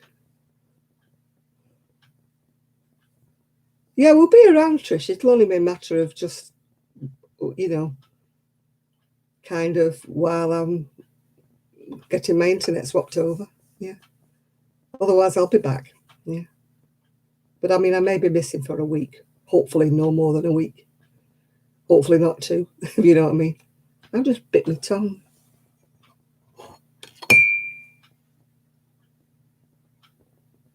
That's all right. Haven of decency. We are a nice group of people here. We don't usually have any trouble. We get the odd troll, but we see them off, don't we? Yeah. Oh, you're going, BB. Right, we'll see you later. Oh, and you're going to.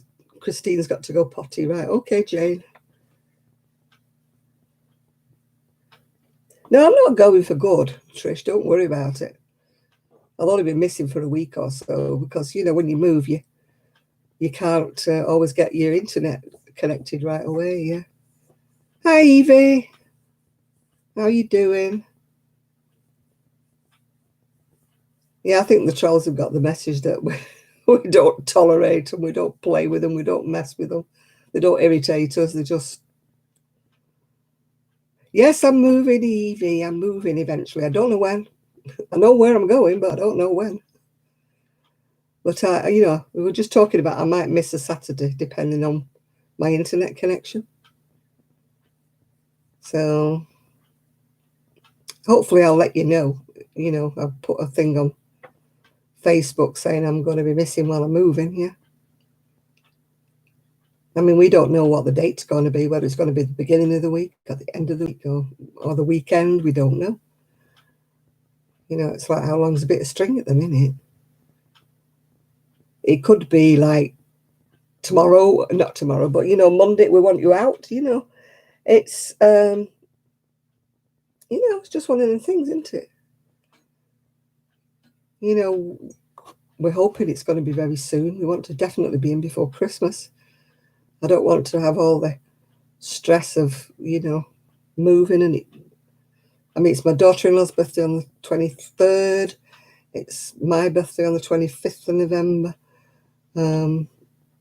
So we would love to have moved by then, if possible. You're so sleepy. Well, if you disappear, Miguel, we know you've nodded off. I need a dentist. I've chipped a little bit off my tooth.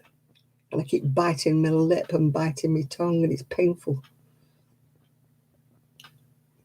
I'm chewing away on my dinner. Ooh, you bite your tongue or something.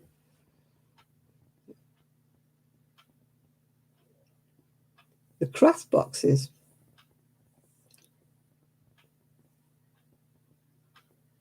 Do you know that it done that way with two people? The other day I was thinking, why have I not had any reminders that such a body and such a body's put, you know, videos up? And then I checked, and I'm not subscribed to him anymore. And I'm like, I didn't unsubscribe. So it does, do you good, really, if anybody that you usually watch and you've not seen any videos from him in a while is, have a look, see, make sure you still subscribe to him, because it took me off. Yeah, I went through all mine, Miguel, and I had to take a few people off that I'd never heard of. I went through yesterday all my subscriptions like on YouTube, because there was like loads and loads of them. I thought, I don't remember subscribing to half of these. So I clicked on the channel and looked at them. I thought, no, I would never have subscribed to these people. So I unsubscribed, if you know what I mean. And then I had to resubscribe to people that weren't on my list. Yeah. Yeah, it's the same with me, Miguel. There weren't videos that I would have been interested in.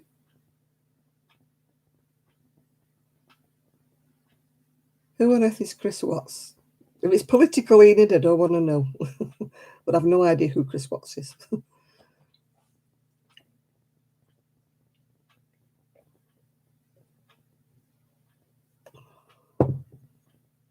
I've no idea, Miguel. It's one of them glitches, isn't it?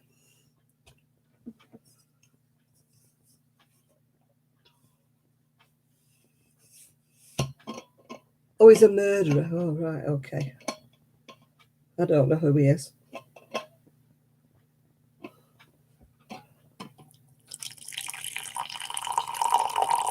Hi, Brittany.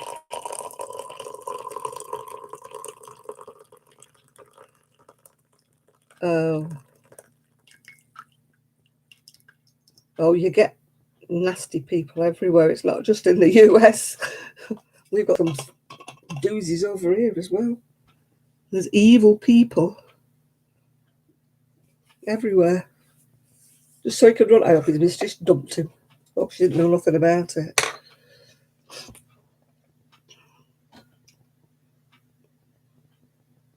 You're back, Jane. Okie dokie.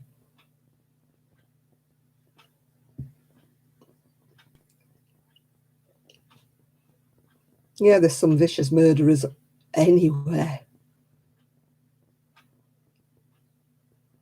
Oh, God, murder. Yeah, they haven't found a couple of them that are still buried out there on the moors because they're never told, and now they're dead. Ian Brady and Myra Hindley are both dead, so there's nobody. There's nobody that there's no way they can find out.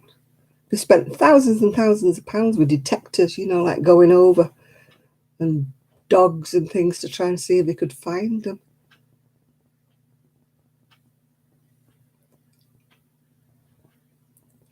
But unfortunately, one of them that they never found, his mother died as well now. She never knew what happened to her son. Maybe she'll meet up with him in the afterlife and he can tell her where his body is. But how they're going to tell anybody down here where it is, I don't know. It's not like somebody's going to build a house on the moors, is it? And dig up and find him in the foundations or anything like that. It's such a rugged terrain, the moors. It's just wild, yeah.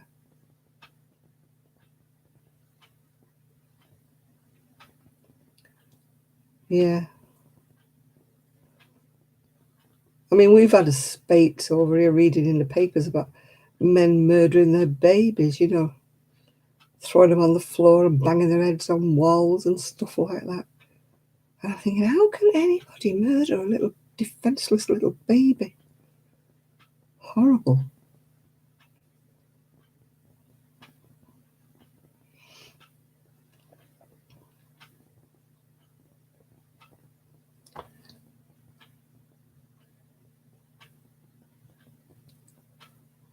Yeah, there's still some evil people in this world, no matter way round it is. You wonder if they're born evil or what.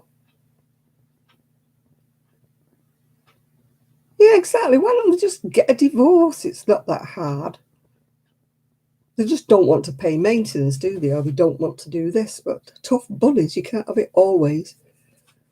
You start dipping it where you shouldn't be dipping it, then you need to pay the price. You don't go around murdering people. Good grief. If everybody's husband who was cheating murdered their wife, there'd be a lot less people in this world and a lot more people in jail. You know, divorce is easy to get these days. Didn't used to be. Yeah, people should drink more iced coffee and stop taking the hard stuff and the drugs and stuff. Sends their brains addled.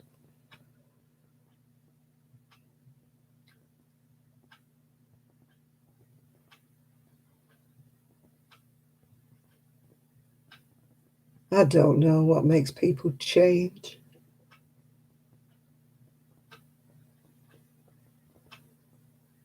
Yeah, exactly. Wives cheat. It's easy to get a divorce, isn't it? Oh, you've got a bad headache. Okay, Rebecca, we'll see you later. One of my friends married a narcissist. He was a little, she had a terrible time trying to get away from him. She had to go to a, battered wives refuge, and then he found her there and she's had to move again. And, he seemed so nice as well when she married him. So controlling he was.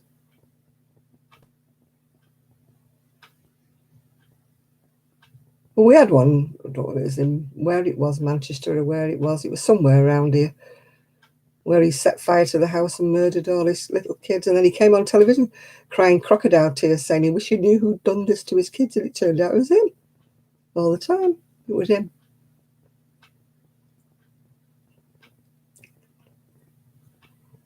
How can he set fire to a house when you've got 5 kiddies living in there? That's just nasty. Then go on TV crying crocodile tears, saying he wished he knew who'd done this to his kids, how sad he was and all that jazz. Exactly. They're not human. Psychopaths is the word, yeah.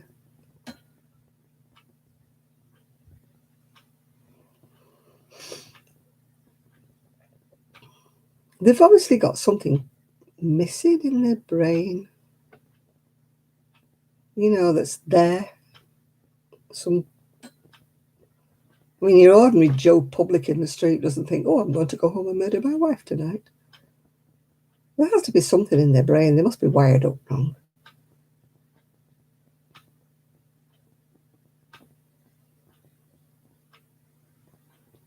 And they plot and plan and that is just so. Ugh.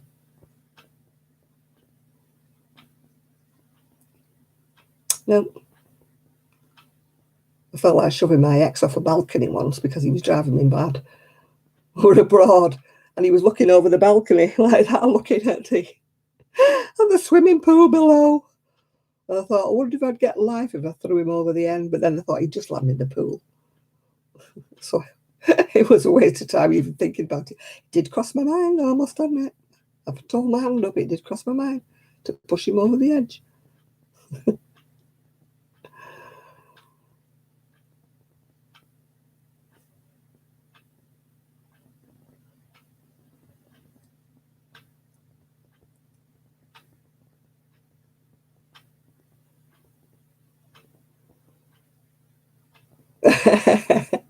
No, I would be out by now.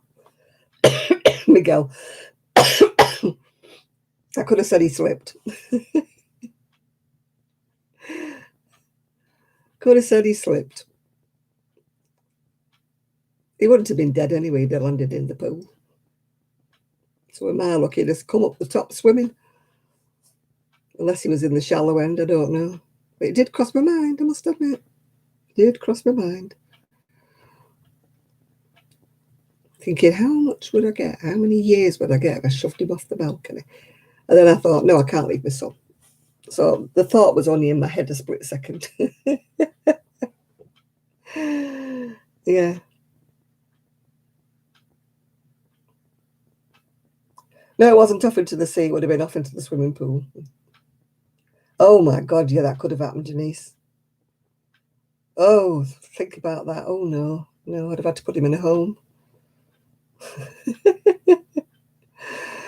I wouldn't have been one of these women who do everything for their husband because they love them so much. No, I would not have been one of those. I would have been bung him in a home. Can't cope with him.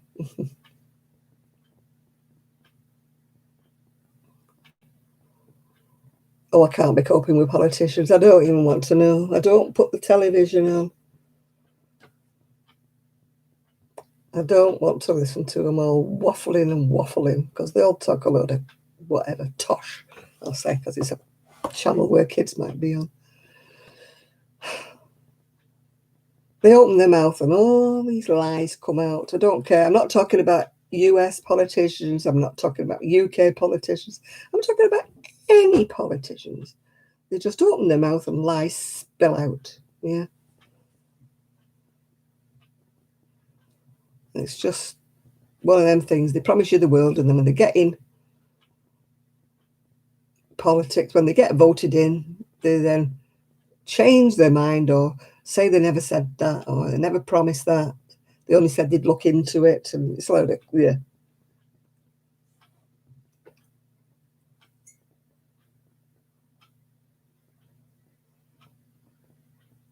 I think if my ex-husband had been in a wheelchair, I'd have took the brake off and let him roll down the hill. He would have been a nightmare to live with.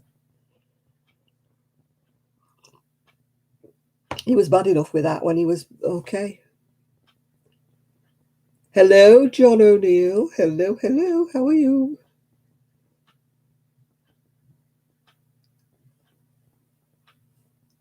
Oh, Patricia, no, he cheated, but he didn't hurt the kid. He didn't hurt Ian, thank goodness. No, he never laid a finger on my son, otherwise he would have been dead.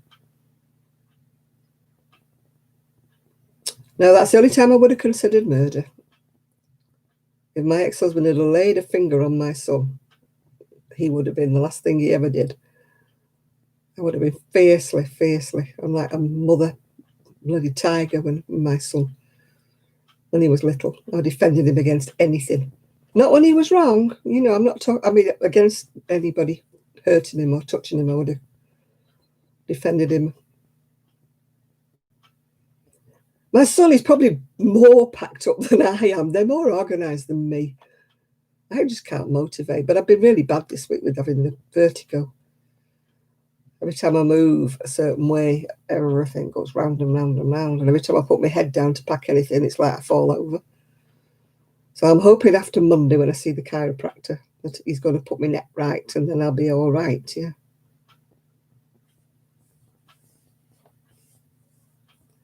Oh, God, yeah, if anybody to touch me. If he'd have he never laid a finger on my son, he never laid a finger on me, it was all his mouth. But if he'd have laid a finger on my son, it would have been the last thing he did. No, I haven't tried that motion sickness because I've never really. I just get this vertigo every now and again, but it's positional. It's from a nerve that traps in my neck. But it doesn't usually last this long. It's been 2 weeks now. Usually I have it for a few days or even a week and then it passes over. But I suppose my neck's getting worse with the arthritis and the spondylitis, that it's just trapping this nerve. It's every time I turn my head to the left, it's, yeah.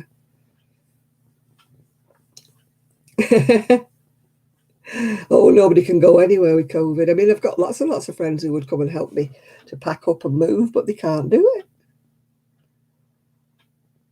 Yeah, put him in jail. That's a good best place for him if they start hitting people.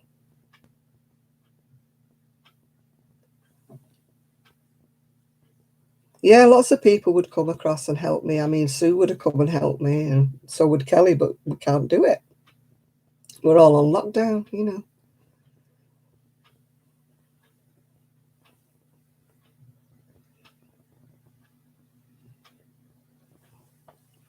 I've got itchy legs.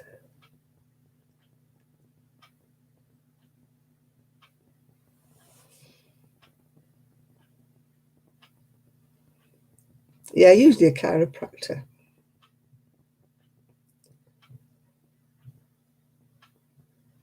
Well, I'll see what my chiropractor says. I mean, my daughter-in-law suggested going to the GP, but all they would have done would be give me muscle relaxants and stuff. I've got muscle relaxants in that I won't take because they give me bad dreams. They knock me out, they polax me.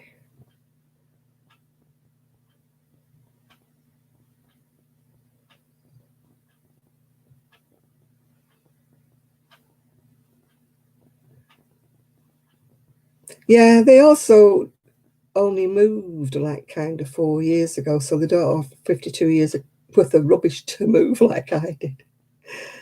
Yeah. Oh, that's sad, Denise. I hope her son didn't see it.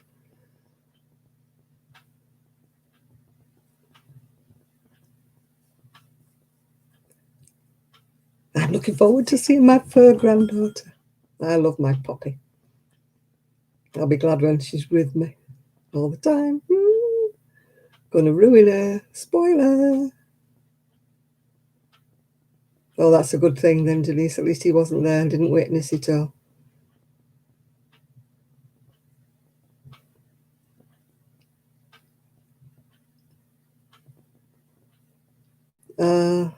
We have to hope that Bubba is being looked after by somebody else. We have to hope that he was rescued by somebody.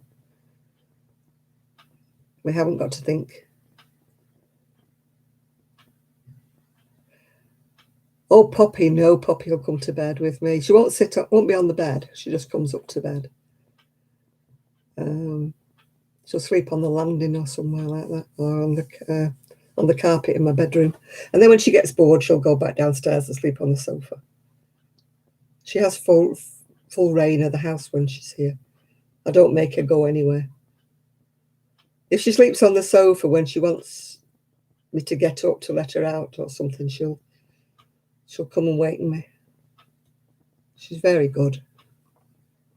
But she's normally okay all night long. She's, doesn't have accidents or anything like that. Well, nor does Gigi. Gigi's very, very clean. He always tells me when he wants to go wee. So, thank goodness. The both of them are very clean and very tidy. The only thing with Poppy is she's molting like, well, Gigi is. Gigi's gold fur all over everything I wear, and Poppy just leaves black fur all over my carpet. But still, it's not going to be my carpet much longer. She's going to rip my carpet up anyway. I would rip my carpet up if I had money. It's past its best. No holes in it, no breaks in it. It's just... Oh, yes, I've been much, much further away from Gigi. I mean, I've had him nearly this week. I've had him 3 days this week, and I'm going to have him Monday. And I said to his daddy, I said, you're going to have to find somebody else, I said, I'll be going shortly. And then what are you going to do with Gigi?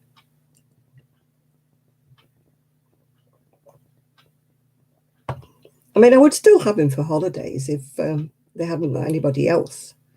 If they would bring him over to Fleetwood for me, I would still have him for a couple of weeks when they went away. But I can't have him every day like I usually used to do. Mainly, I've not been having him every day because of this COVID situation, because his parents have been working from home.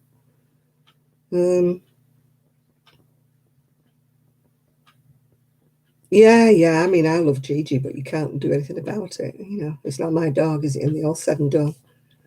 I've not seen much of him, really, since about March, since the first lockdown. It's only this last week his parents had things to do, and they wouldn't be home all day to look after him. There's usually one or the other of them that's at home looking after him, so that's why I've not had him, because there's no point in them bringing him to me when they're in, No point, getting somebody to look after their dog when they're home, is there? But I'll still see him, no doubt. Because they did say they'd come over and visit me so they could have a look round and Fleetwood and walk the dog, yeah. Yeah. I mean, while I'm here, I'll have him. It's no problem, but... Yeah. Yeah, I want another dog, but, and I will when I move, because I'll have somebody there to to walk him and stuff, or her, whichever. But I wouldn't have a dog of my own because I couldn't look after it the same. I can't walk one. If you can't walk them, there's no point having them because it's cruel if you just have one that just wanders around the back garden, comes back in again. It's not right. You need one that can be walked. So my daughter-in-law, she walks Poppy. So no doubt if she was walking Poppy, she'd walk another dog as well,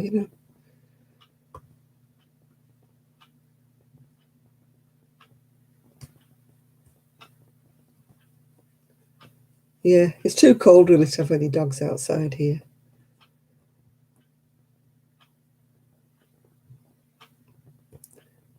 I mean, one of my son's dogs, she would. We know one person in Fleetwood.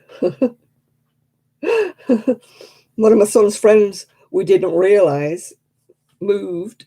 Well, he's moving, and he's actually going to be about 2 streets away from us. But we didn't realise that when we went looking at Fleetwood. We didn't realise that he was there. Yeah.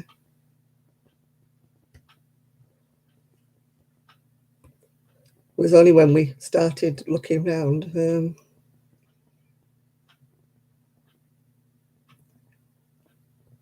that we realised that's where he was, or he will be. So when we move in, he'll be moving in too. He's not there yet. Like us, he's still waiting for everything to be sorted out.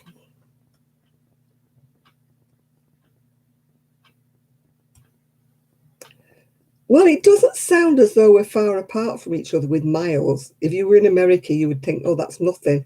But our roads over here are so tiny and so small that it takes forever to get anywhere. So,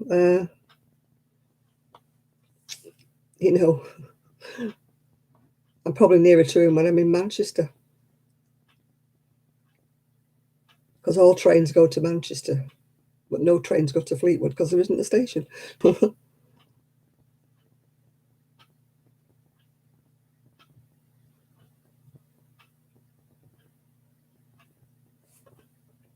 Yeah, I'm in the middle of quiet. Where I'm going to is actually on the edge of Fleetwood. So it's very quiet. But we're not moving for the high life. We're not moving for nightlife. We're just moving. Just moving. That's what we want. Peace, quiet, sea air. We don't want the lockdown in the UK. I don't know. He's put us on lockdown in Manchester. I don't know how long it's for. Anybody know? I just don't want to know, John. I just don't watch the news anymore. It's just every time you watch the news, it's something dreadful. So, it's who's done what to what. It's all political. It's all lockdowns. It's all COVID. So I just don't even turn it on anymore now.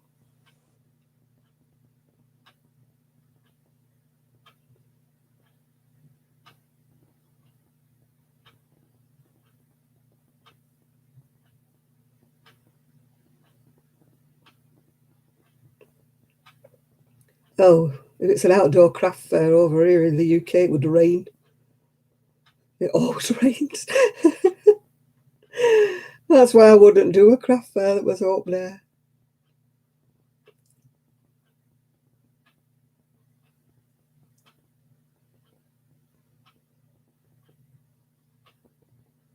No, well, we're living quiet where it is. It's just the coastal road. It's not a thoroughfare. It's not a main road. It's just, there's no wagons or anything going up and down it. It's just quiet. You can't even hear the sea because the seawall blocks it. You have to go like up and over the seawall to hear the sea. So where we are, we hear the seagulls, but we don't hear the sea. And it's going to be so nice and peaceful, apart from the seagulls. It's time for Nibbler's walkabout. Mm-hmm. Yeah. You changed from all my little sparrows or whatever it is that live in my tree. Farmer's Pa's animal. I don't even know where that is. I don't know where that is. Farmer's Pa's. Isaac could start feeding the darn things and have a garden full of them. Oh, don't talk politics, Jane. I can't be coping with them. They all lie. I don't care what troop they belong to. They open their mouth and all I can see is lies coming out. A lot of them. I'm not just talking US, I'm talking UK, I'm talking everybody. They're all a load of liars. They tell you anything they want just to get you to vote for them. And then when they get in power, it's all out the window.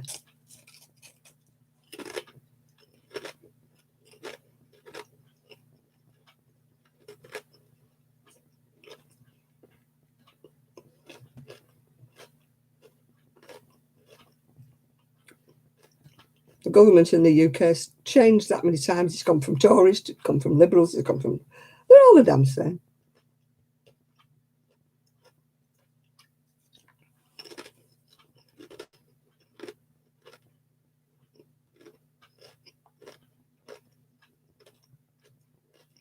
Exactly, you need politician.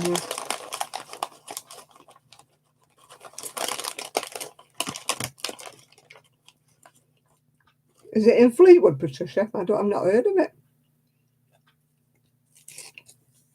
I know there's a wildlife, bit of grass and stuff near where we are.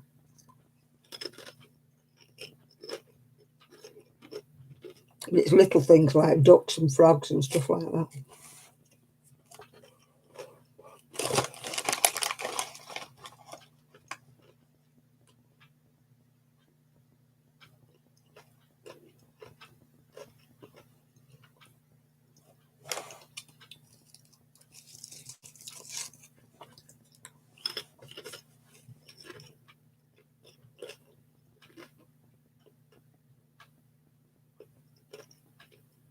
Oh, it's near Fleetwood. I'll have to look that up, Patricia, when I get there. I've not heard of it.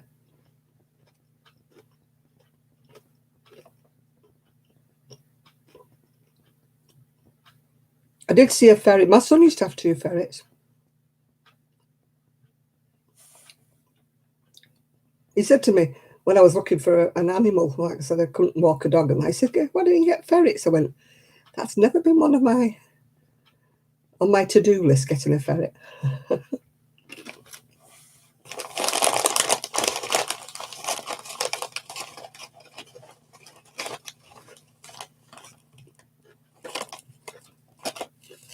My son was at work too much, and they never got handled enough, so they used to bite. So when they started biting at the grandkids, and he got rid of them.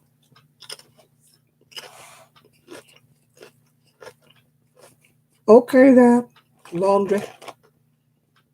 Oh, they are. They're quite cute. They're lovely, but they stink. Very smelly. You keep them in the house. Well, he can't keep them in the house. Harry nearly killed one of his because he brought them in because it was cold.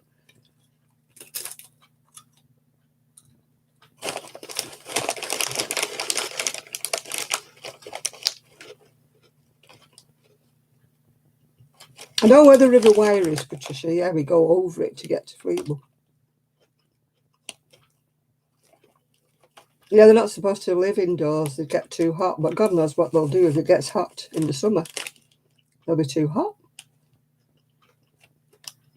Unless they're Texas ferrets. They don't like being hot.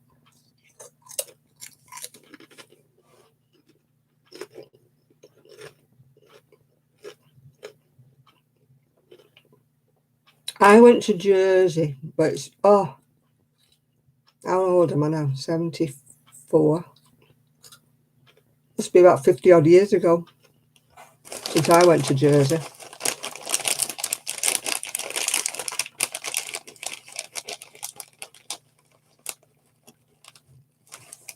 No, Harry nearly killed one of his. It was too hot for it when he brought it inside his ferret. All I can remember is very, very narrow roads. No, not New Jersey. There's Jersey and Guernsey. They're at the Channel Islands. They're not that far. They're sort of like in between Britain and France. They speak is it Guernsey that speaks French?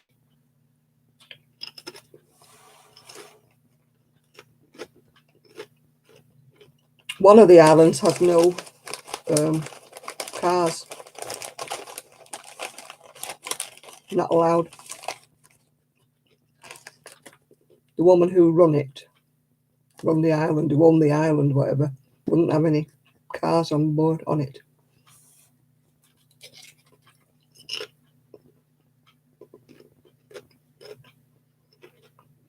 I mean, she's probably passed away by now, but I don't know whether it's still the same. I think it's Sark, isn't it? Very small island, Sark, that won't allow any motor transport on it.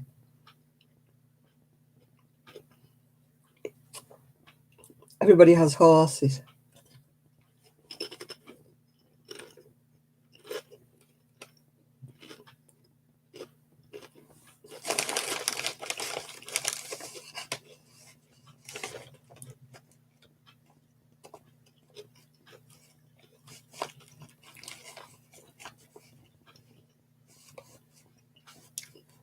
I presume they use horse travel or they use bicycles. It's not a very big island, Sark.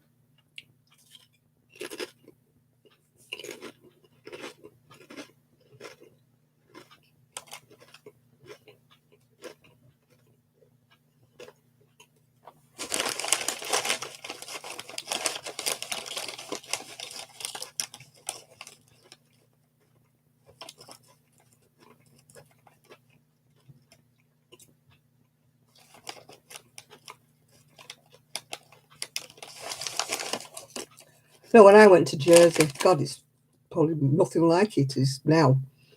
The roads were so narrow. All the cars had got dings on them, bangs and dings, because the roads were so narrow. They used to hit each other's wing mirrors and everything.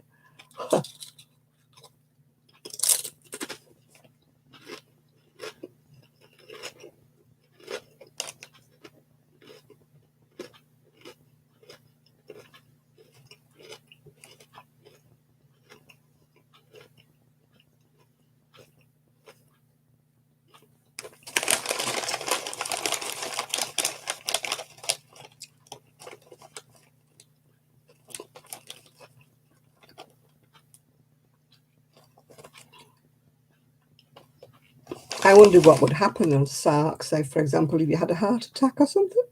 How would they get you to a hospital? They'd have to get you to the boat and then boat you across, so you could be dead by the time you got there.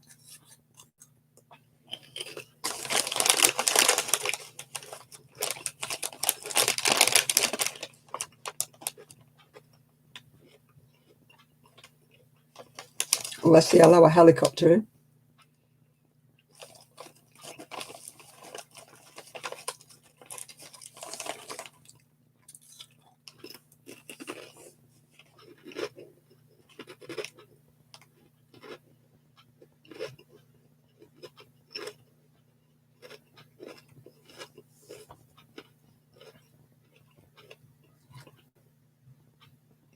I was going to make a little video showing my new scooter, but it's not done nothing but rain since I got it.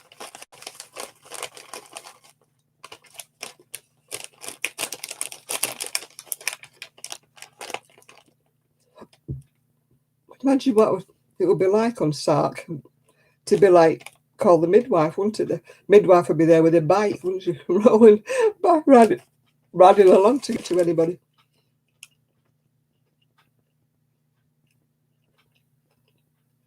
Be like the district nurse, wouldn't it? On a bike, going back to the 50s.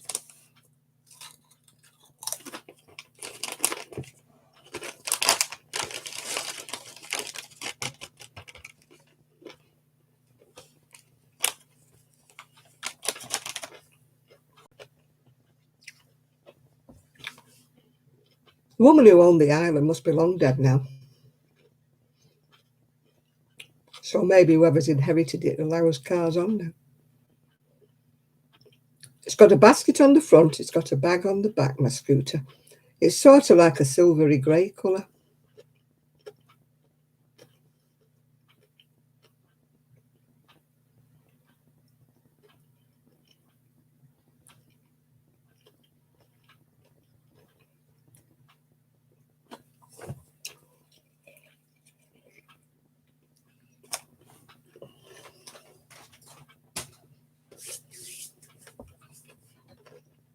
When I was small, I don't really know about Sark. There's pubs on Jersey and Guernsey. Yeah, it's silver. It's got these blue lights at the front. It's really nice. Its turning circle is really rubbish. So when I go in a shop, I'm like a hazard. My daughter-in-law says, say you don't want it, you want something different. Well, it's definitely faster than my other one, yeah. And it goes 28 miles for a charge. So it'd be better for where I'm going. Because I won't be nipping in and out of shops and post office and stuff like that. Well, if we'd have gone to live in Knott End, they only had one pub. I don't know about Fleetwood where we're going. There's plenty of like hotels with bars. But I mean, with this COVID situation, it's whether you can go in them anyway. It's probably going to be the off licence, isn't it? And a few cans in the garden at the moment.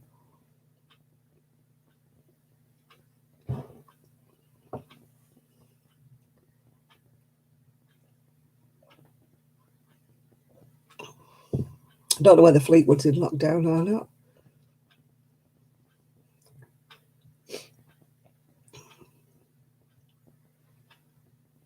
It's more breezy and open air there, so I don't suppose they've got many cases. As many cases as you would if you were in town, all crammed together in town.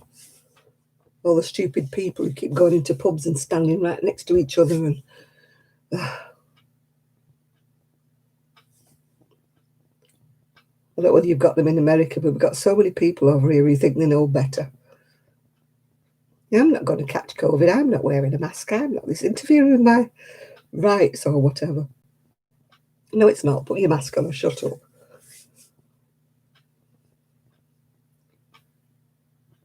I mean, we've got Manchester University. A lot of that's on lockdown because of the stupid students that are all mingling and not keeping the safe distance and everything. So there's so many students got it now.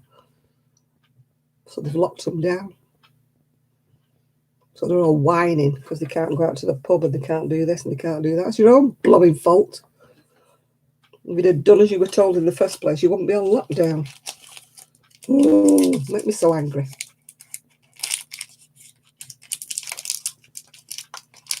I've not had a COVID. I've just kept myself to myself, and the only people who've come in this house have been people who've been in my bubble. I'm just in a little bubble with my family. That's it, yeah.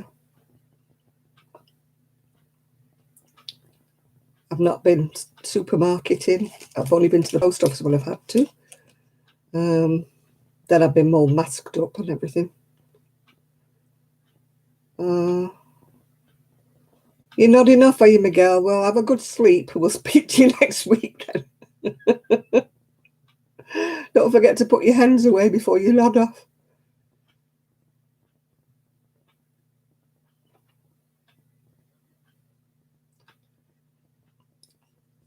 I think if everybody had done as they was told in the first place, we wouldn't be in this lockdown for the second time.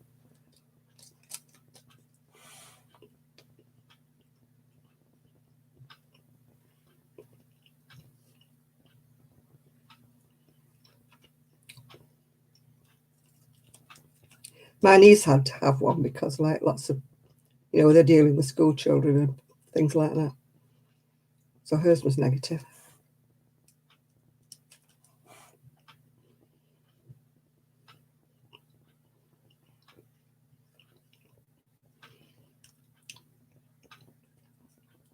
I mean, I might have had it at the beginning of this year. I don't know. They told me I had norovirus, but I was extremely poorly. I lost like 2 weeks of my life. But nobody was really testing for COVID back then. Even the ambulance men weren't testing for COVID. They couldn't make their mind up whether I had it or not. So they put me down as norovirus. But I mean, I might have had it. Who knows? Just because I didn't have a cough.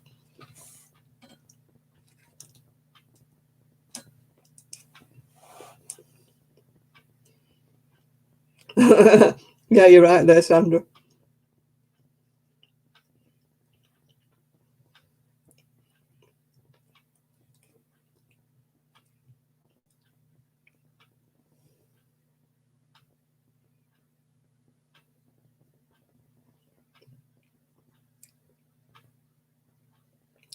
Yeah, I don't know why people get their knickers in and not. Because people are telling them to put a mask on. They're not telling them to put a mask on because they're being bullshit. They're telling them to put a mask on for everybody's safety. There's always some people, I don't want this, against my human rights. It's this, it's that, it's the other. No, put your damn mask on. Stop whining. Just put it on.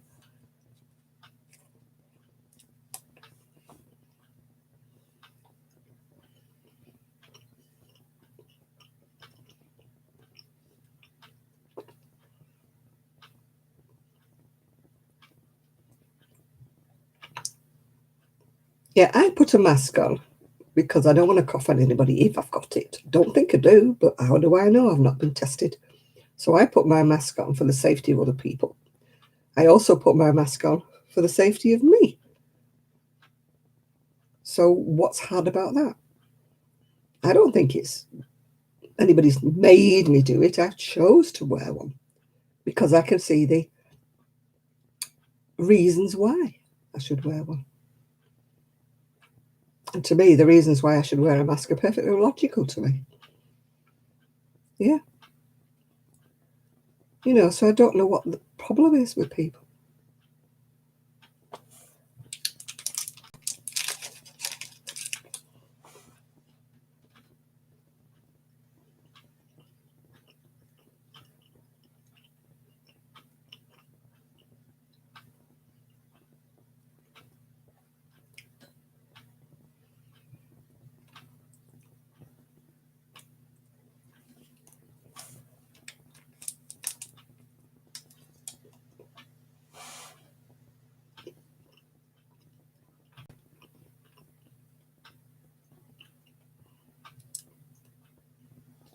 I'm old school, I do as I'm told. If I thought something was really, really wrong, then I would stand up for it, but I don't think it's really, really wrong to wear a mask. So I will comply. I will be complacent. I would rather be safe than sorry.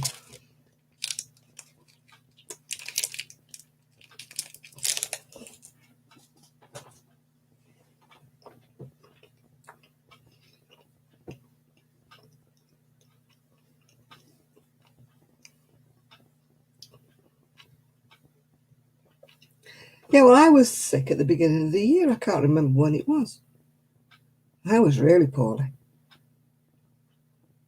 About a fortnight when I was really, really ill.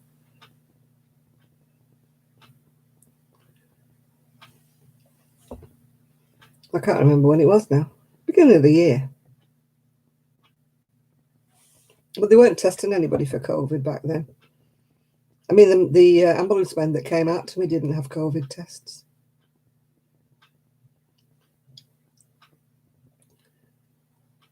And they were told by their head office that unless they were sure absolutely positive I'd got COVID, not to take me to hospital, because if I didn't have it, I would get it if I went to hospital. So unless they were 100% sure I had it, leave me where I was, which they did. So I just weathered it out, whatever it was. But people who said they've had norovirus, it's never lasted 2 weeks before. I was out for the count for 2 weeks. I think I told you I was seeing flashing lights. I was having these vivid dreams. I was all over the place. My son used to ring me up in the morning to see where I'd been the night before, if you know what I mean. because Krista's got it, actually. Oh dear.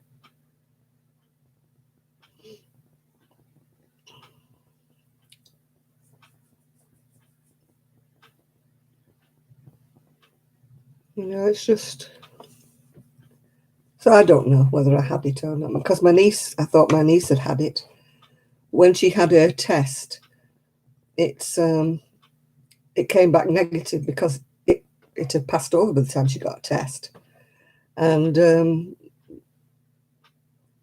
sweating, my God. I'm going to be embarrassed putting my old mattress outside. It looks like a crime scene, where you draw chalk marks where the body's landed. Well, mine's like sweat. You can see where my body's been laying because it's like a big pile of sweat. It looks like I've wet myself. I was wet from my head down to my toes. I was absolutely sweating. Yeah, I was sweating. I was sleeping. I was seeing... I've never, ever taken drugs like LSD or something, but I've read things about what people have written when they were on LSD, how they have hallucinations, how they see bright colours, they see all kinds of things that are jazzing. And that's what I was seeing. I was seeing all sorts. And I said my son used to ring me up in the morning to see how I was and to see where I'd been the night before, because I was down motorways with flashing lights. I had green plastic rain coming at me at one stage. Oh, I was in a terrible state. Yeah, I don't think you get those bad dreams with norovirus. I was out for the count for a good month, I would say, even when I was back out of it. Yeah, I'm not usually that hot, not since I went through the menopause, but I was like shivering, shaking, all my skin, when your scalp stands up on end because it was so cold, like. And I couldn't even get in the shower because I was too weak to get in the shower. I was about a week and a half without even having I said to my niece eventually, I said, can you put a mask on and can you just come and change the bed? I said, the bed stinks. I should be terribly embarrassed when that mattress goes. I've got a new mattress and everything, new bed, new everything. I should be terribly I'm going to put the mattress outside with its cover on it, because I'd be so embarrassed if anybody saw the state of the mattress. It just looks like I've wet myself all over the bed. It's just such a mess.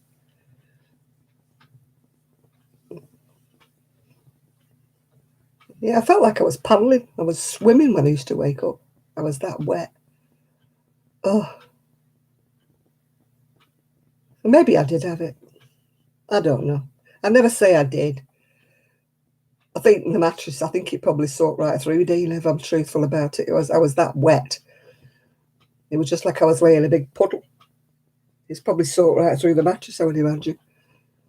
I've only got that mattress for a bit longer anyway. I bought a new cover for it, to put a new cover over it, because I threw the other cover away. Oh, I've never been poorly like that. That's when I decided I was going to move. My son had been asking me over the last 5 years, I should be moving. I should move into a bungalow, because he's seen how I've been getting up and down the stairs. And after I'd been ill, and they came round eventually, because they couldn't come round because they thought I might have COVID. And when they eventually came round and they bleached all the kitchen and everything like that, they said, you've got to think about this seriously. You've got to think about moving. And that's when they said they were thinking of moving. So I said, well, I'll go where you're going. I'm not bothered to. We were going to go different places. We were going to go to Wales. We were going to go, lots of places like that. And then for some reason or other, we suddenly decided to go to Knott End. But when I went to Knott End, I didn't like any of the bungalows. They were all so small. So we were having row upon row. I said, I know I want to downsize, but it was just like rabbit holes. They were so tiny. And I said, no, I'm not moving. I don't like them. I'm not going. And they kept saying, well, what if we're going to be over Knott End? We're not going to be able to pop over every 2 minutes to you if you're poorly again. So I said, well, I'm still looking for a bungalow. I said, but I've gone off Knott End. There's nothing big enough. Anyway, eventually we started looking further afield. And that's when we found this house, bungalow, whatever you want to call it, which is big enough for all of us. So it was more expensive than what I could really afford, yeah. But with two of us moving, if you know what I mean, combining everything together, we can move. So, yeah, I'm getting a shed. The garden's fairly large, so I can get a shed at the bottom of the garden. That'll be where my stuff is going, yeah. So upstairs will be my son and daughter-in-law. Downstairs will be me. Obviously, we'll share the kitchen, yeah. But they've got their own place upstairs. They've got they'll have a dining, not a dining room, a living room and a bedroom upstairs. So we'll have our privacy, if you know what I'm saying. Obviously, we'll share the kitchen, we'll share the conservatory, we'll share the garden, yeah. But you know, when we shared a house before, everything was hunky-dory and we got on really, really well, except we only had the one lounge with like one TV, if you know what I'm saying. So they watched things I didn't want to watch. So I was getting really annoyed because I wanted to watch my own stuff. So it was a question of I was making them go to bed if they wanted to watch something that I wanted to watch. If they didn't want to watch it, it was like there's tension. Yeah. So it'll be great because they'll have their own place to watch TV. Yeah.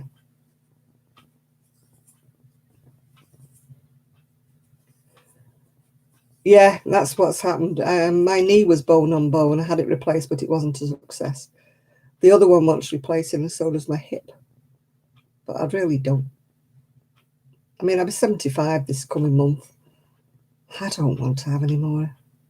I know it's young to have a hip replacement, but I don't see that having a hip replacement would make me be able to walk because my back's shot, you know. So,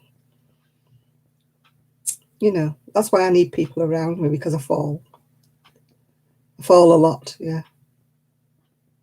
When I fall, I get down on the floor, I can't get up, yeah. So, I mean, they even wanted me to go in one of these like sort of ward and control places where you press a buzzer if you fall over and stuff. But I thought, I'm not ready for that. I don't feel old enough to go in that. Whereas if they're around, you know, if I did fall over, at least I've got somebody to shout. You know, I have my phone with me. Somebody to ring saying, can you come downstairs, please? I've fallen over. Whereas when I've fallen over here, I've given myself some nasty bangs because I always fall backwards and I always bang my head. That's probably one reason why I've got this vertigo. I keep whopping the back of my head, which isn't good at my time of life, is it? You keep banging the back of your head. I never go to the hospital because I always think, well, I haven't got a concussion, I'm fine, you know. But obviously, maybe one time I wasn't.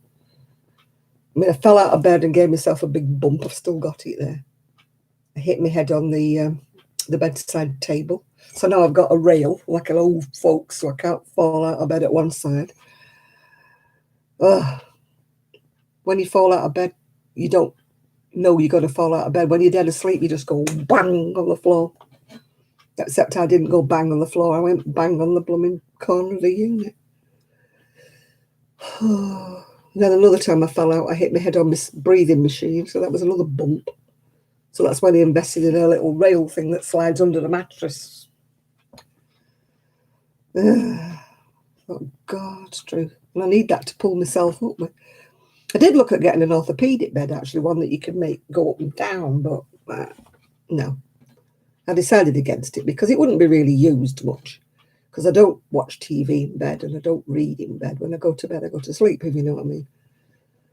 So it wouldn't be like a question of rising me up to get me out of bed. I'm not that bad yet.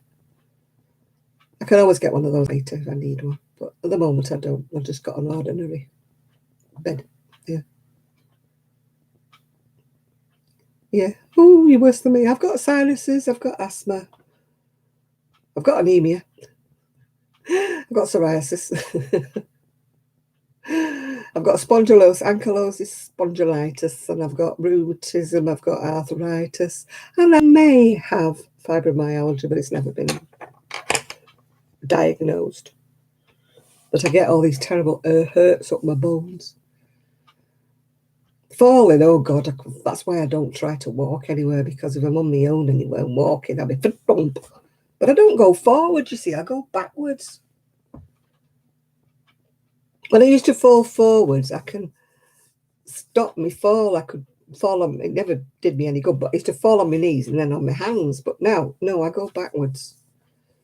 So I crack my head on whatever happens to be close, yeah.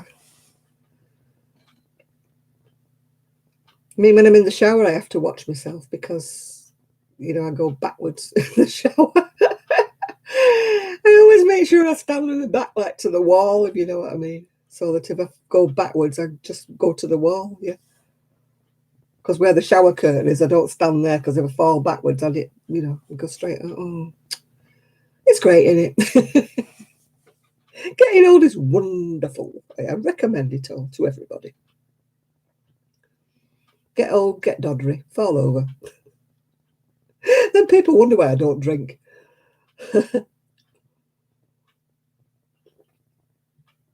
Yeah.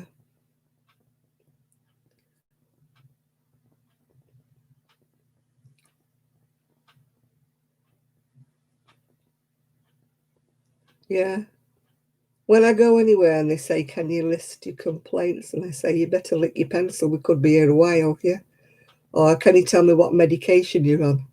I've started taking my repeat prescription thing now with me, because there's that many. I say, yeah, it's on there. Write it down. I wish we could get CBD gummies over here. We can't get anything like that.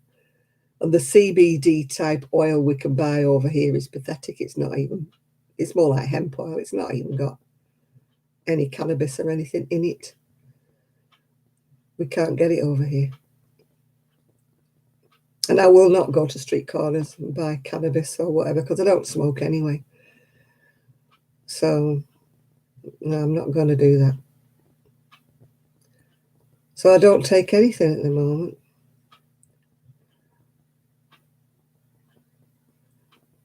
Yeah, the ones you can buy online have got no THC, it's just hemp oil or whatever. That's all you can buy over here.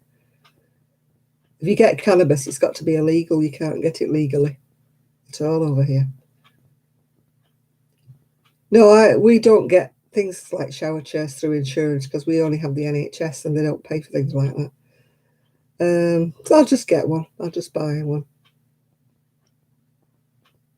I've got a perching stool, but that's what I use in the kitchen. It's like a tall stool where you sort of perch on it rather than sit on it.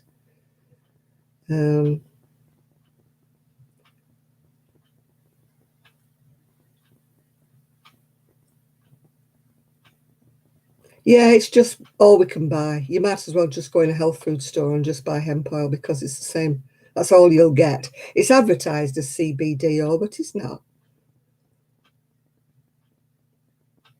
I mean, I've bought it in the past, and you wait for something wonderful to happen, and it doesn't. It doesn't. Yeah, I'll probably get one from Amazon. I'm not getting anything before I move, Sandra, because it's only stuff you've got to take with you, isn't it? So, I mean, I've been looking at IKEA. There's things I want to get from IKEA. The Kallax units and stuff I want to get for in the shed when it gets built. But there's no point me ordering stuff yet. I might as well get it just delivered to where I'm going to, yeah. We went to IKEA, but a really good look round. I mean, gosh, you can spend a fortune, and then there's such lovely, lovely stuff. It's all quite reasonable as well. I did order my bed, because I did want my bed to be, ready for me when I moved, because I'm not taking this old bed. So that's the only thing I was desperate about, was to get a bed. Yeah. As my dad used to say, when you move, first thing you should do is put your bed up. Doesn't matter about the rest of the house, doesn't matter about anything. Make sure you can find your mugs and your cups, and your coffee, whatever, and then put your bed up. Because when all else fails, you can climb in bed and go to sleep. And I thought that was really good advice. We did that when we moved here. The dad said, never mind the lounge, never mind faffing about. He said, go to the chip shop, eat your chips with your fingers, he said, but just put your bed together. That's the main thing you should do. And I was glad he was that, because, I was pregnant when we were moving, so I couldn't help a lot, if you know what I'm saying. I couldn't hold things up or do things.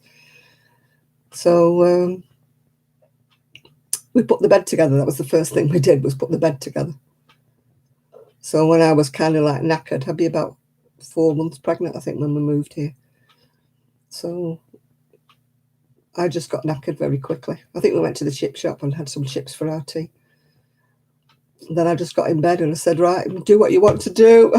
I'll join you in the morning. I thought, I'm not putting myself out, because I'd had a few threats with him, like I thought I was going to lose him on a couple of times. So there was no way I was going to put myself out. I just wanted to, I thought, I'm going to bed. End of story. I'm just going to bed. And I did. He potted about for a bit and then he eventually came to bed. So when we got up, then we had it all to start, But actually, we didn't have a lot of furniture, to be truthful, when we got married. It was a question of something to sit on, something to sleep on. And that was kind of it, really. Yeah. Today's modern newlyweds want everything, don't they? When we got married, we were so grateful for anything that was donated. All the family sort of had a whip round with what furniture they didn't want, I wasn't fussy. I wasn't one of these, I don't want that. It's not the latest fashion. I was just glad somebody gave me a chair, We got lots of bedding given us and lots of towels given us for wedding presents. So whatever we didn't have, we had loads. In fact, I think I'd been married about 20 years before I stopped taking tea towels out and using them, because we got so many tea towels bought for us that every now and again I would go and get a packet out, like 6 tea towels or whatever, and use them for a while. And then, when they got a raggy and stuff, then I'd go and get another packet of 6 tea towels. We got so many given to us. And sheets, we got loads and loads of sheets. Because back in the day, it wasn't duvets, it was sheets and blankets. Yeah. So at least we had things to sleep with and things to wipe ourselves with. But in those days, you didn't have a list, these wedding present lists where they want this kind of crockery and this kind of this and this. And they have a list at the local shop, don't they? And, there was none of that. You were just grateful for what you got given. My day. You're just grateful that you had it and you didn't have to go out and buy it. Yeah. When I knew I was engaged, I had my bottom drawer. And I used to fill my bottom drawer with things like shoe polish, brushes, dusters, polish. That's what my bottom drawer consisted of. Things like towels and stuff I used to buy. There was nothing posh in my bottom drawer. But I was so glad. My mother had said, just get all the practical stuff. Just buy, a brush, a shovel, a bucket, a mop, which I did. So I had all of those when I got married. I didn't have the posh stuff or anything like that. But, today's generation, gosh, they want the house just decorated so, don't they? They want the carpets just so. They want a wedding that costs the earth. I arranged my wedding. Well, I didn't arrange my wedding. My mum and dad arranged my wedding in 6 weeks, start to finish. And I knew sort of what kind of wedding dress I want. We went in one shop and they were all frou-frou and big canny things. And I went, no, I don't want one of them. So we went in another shop and I just saw a wedding dress and I went, that's the one. And the woman was surprised and she said, oh my goodness, she said, I've never known anybody like that. She said, you've walked in and you've just gone like that along the rail and said, that's the one I want. Tried it on and I said, yeah, that's the one. So I wasn't a bridezilla at all. It was only like, I did try a couple on in this other shop, but I said, no, I don't want a meringue. I just don't want no fussy dress. I just didn't want one. And yeah, just first one I tried on, I said, that's fine. Picked a veil. Then I went across the road and we went and got some shoes. So one day I got everything I needed. Oh, my bridesmaid was with me and she chose her dress as well. So, and I said, choose one that you're going to use. So she chose this lovely fuchsia pink dress. Beautiful it was.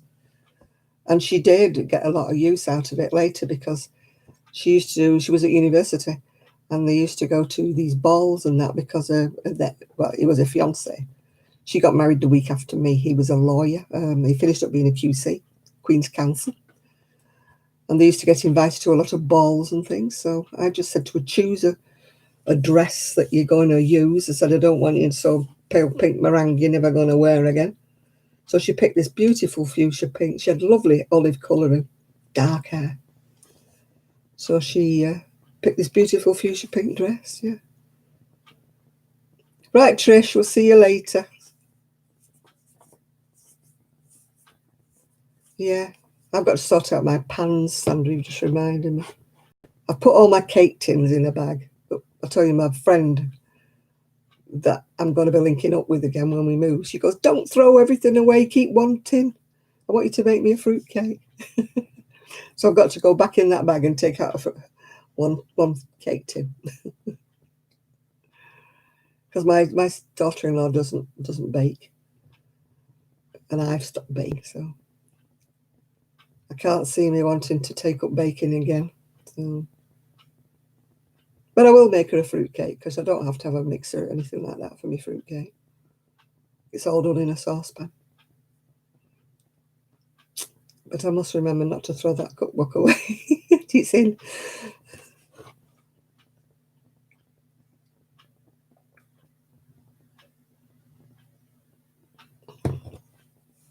Otherwise, I'll forget the dimensions of how much fruit you put into how much flour and stuff.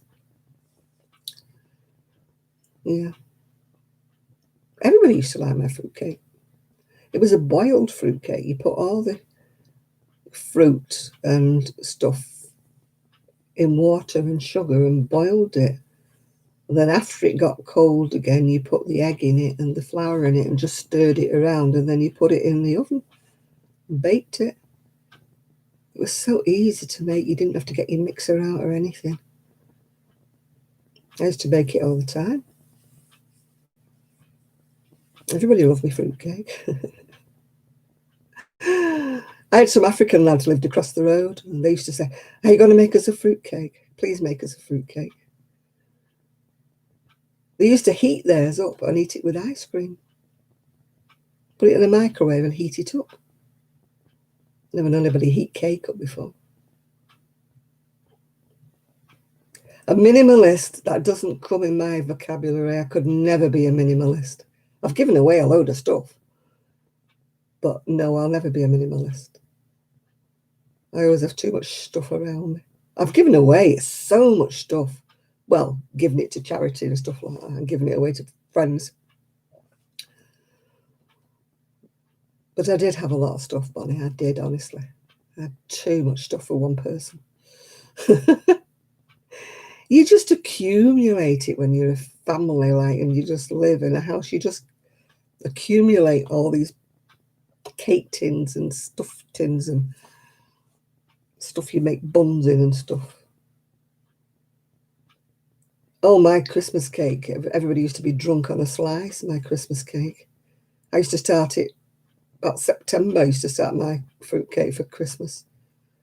You feed it, don't you, and give it all these liquor stuff and stir it round and the raisins soak it all up. Yeah, everybody loved my fruit cake. My Christmas cake. I had to make 3 of them every year.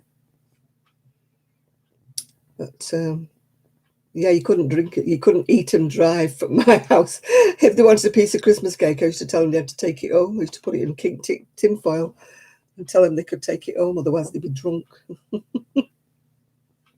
Can you imagine getting breathalyzed and they say, well, all I've had is a piece of Jan's fruitcake.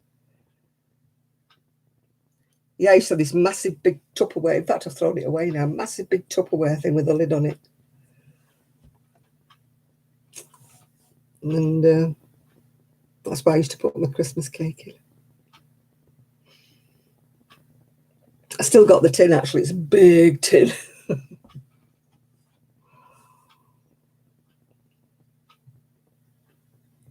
It used to last us for... My ex-husband used to love Christmas cake. He was the one who ate it, not me. I used to eat a little bit of it with some cheese. I love fruitcake with cheese. Everybody goes, ooh, you have fruitcake with cheese. It's like you have apple pie with cheese, we do over here as well. Everybody thinks we're weird. These weird Brits, you know. You have fruitcake with cheese. Miguel thinks I'm the weirdest person ever. Well, he thinks I'm weird because I don't like pasta. So he thinks I'm ever so weird, yeah. But what he eats, I'm like, what's that? Tells me what he's cooking, and I'm like, what is it? Well, I'm the same. I'm a gadget person, which I never use. I hope you said, good day, Mr. Mouse.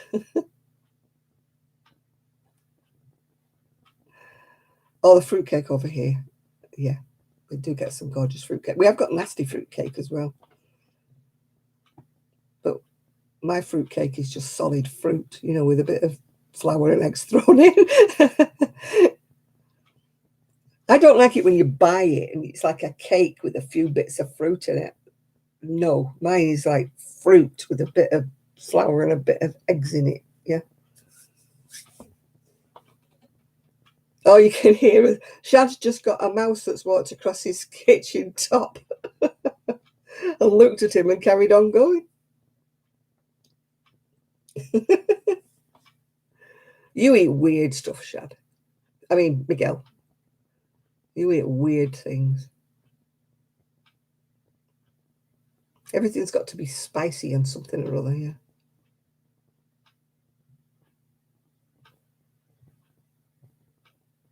Oh, yeah, bread pudding and raisins. That's gorgeous, yeah.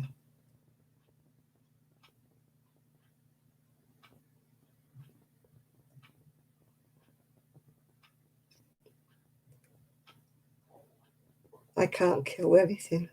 I don't want mice, but I couldn't kill a mouse.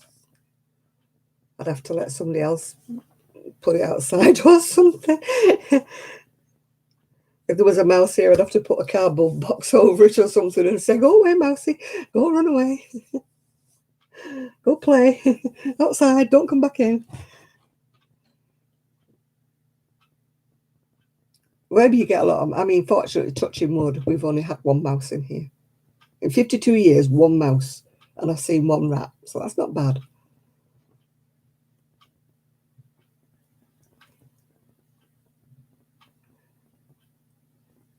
Yeah, Stollen, though, hasn't that got marzipan or something like that?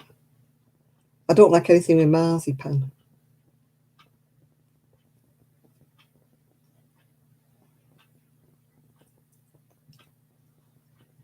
I always cut the marzipan off when I had to put marzipan on my fruitcake, because otherwise you can't put the icing on top. But I must admit, I don't like marzipan.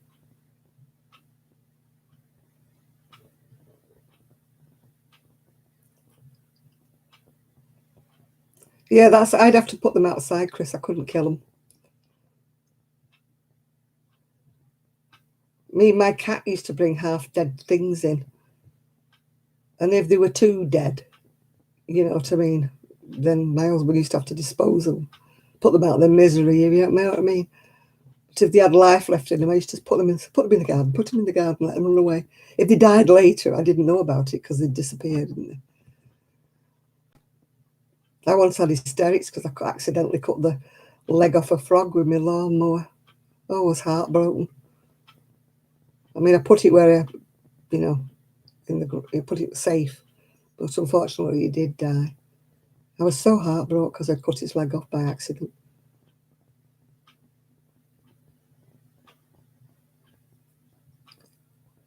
I couldn't finish the mowing. I had to let Alan finish it off just in case there was any more frogs in the garden. But this particular frog, we'd been seeing it for weeks and weeks and weeks. So I had thought that usually it used to jump out of the way when I was there with the lawnmower. When I used to shoo it and make it go and sit somewhere else, like while I mowed the lawn. But this time it mustn't have heard me stomping about, because I always used to stomp about through the grass thinking, well, if it's there, it'll move, Because we must have had this frog for I don't know how many, about a year, I think we had this frog. And then I cut his little leg off. Oh, killed it. I was heartbroken. Yeah. No, we've only ever had one mouse. We've had half dead ones brought in by the cat, but we've for actual live mice running around in the house, we've only had one. That was a long, long time ago. I think that's one of the reasons why we got a cat, actually. And then we did see a rat, but that was outside. It wasn't in the house. So,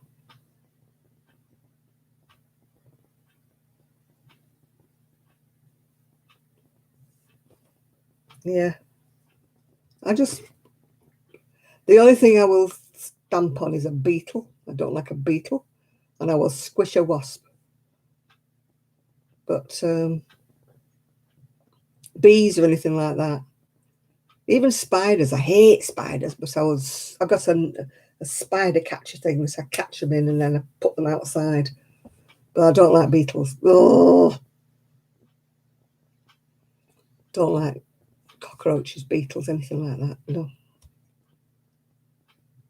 No. No update on my move. It's still how long's a bit of string. All the surveys are done now. It's just a matter of waiting,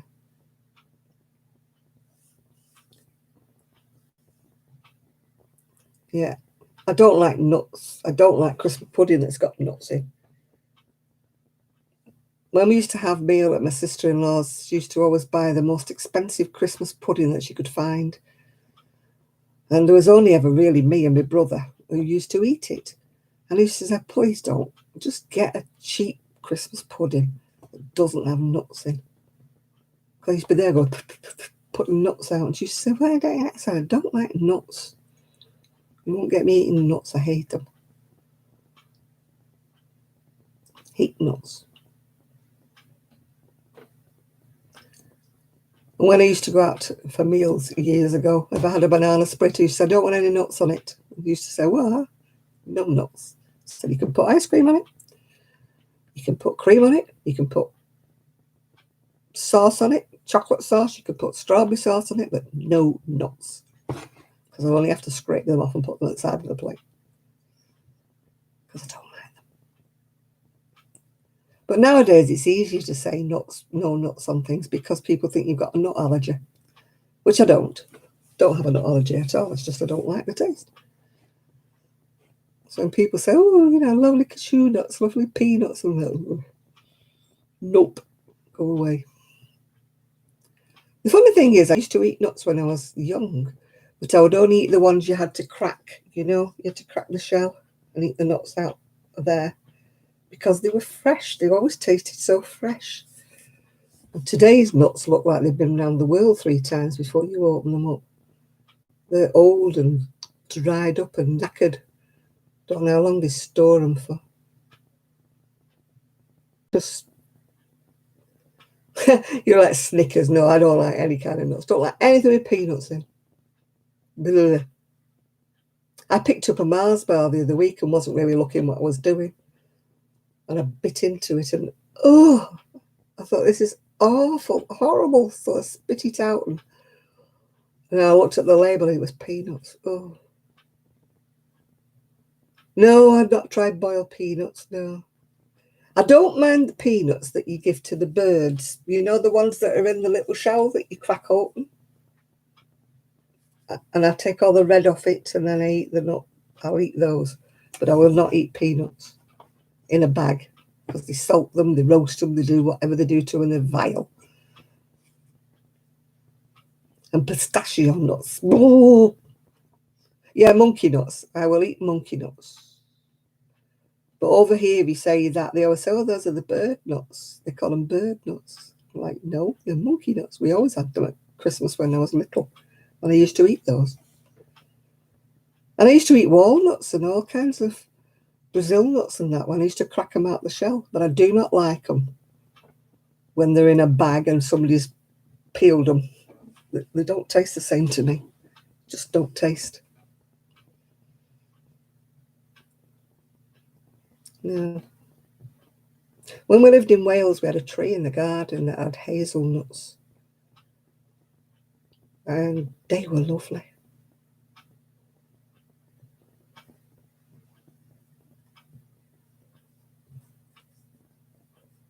Magpies come and take them from your gutter. What, the peanuts, yeah. I used to have a pair of magpies that float around my garden. I haven't really seen them much recently. I don't know whether they decided to sling their hook somewhere else. But they haunted me. They used to be in my window. I've got like window boxes pinned onto my decking. And they used to sit in there, eating away there in my window boxes.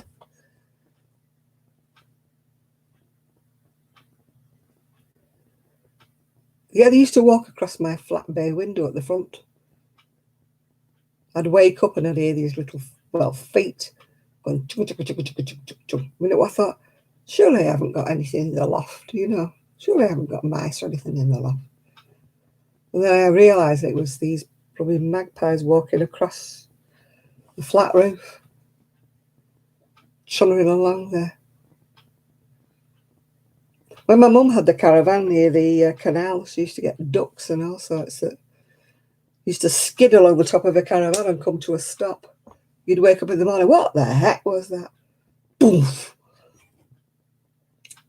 They used to slide land like that. They didn't land like that. They used to. These were ducks that used to live on the canal. Where she had her caravan, it was right next to the canal. Crazy, crazy ducks, yeah. No, we just have crazy magpies and those birds. When I used to do my videos outside in the garden, those birds, oh, they were so noisy. You can't hear them most of the time, but the minute I put my video camera on, it's like, hey, we're on camera. Well, the ones in the shells that you have to crack open, there's like usually a couple of nuts inside the shells. And they're covered in red, so you have to take the red papery stuff off them and then eat the nut. That's what monkey nuts are over here. I think they're the start of peanuts, aren't they? But, they're usually dry roasted or covered in salt or something. Not good for anybody at all, are they?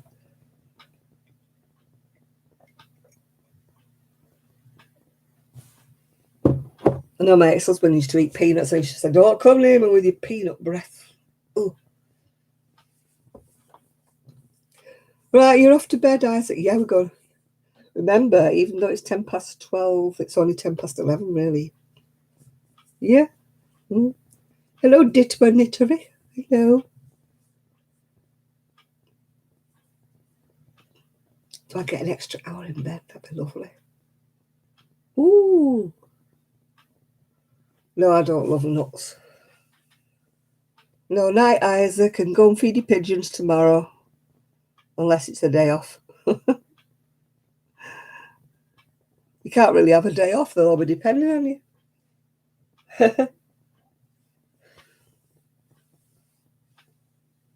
My knees are hurting at the moment. I've got 2 boxes underneath my desk space where I usually put my legs. So my legs are cramped up. I usually have a footrest that goes up and down. But because I put these boxes underneath, it's annoying me. But if I bring them out, I've got nowhere to put them. My house is littered with cardboard boxes. And those plastic boxes with lids on. I've got so much stuff. A lot of my clothes are packed away. Thank goodness. No peanuts to you, Nathan. I'm going to have to take these boxes out from underneath here because they're driving me crackers.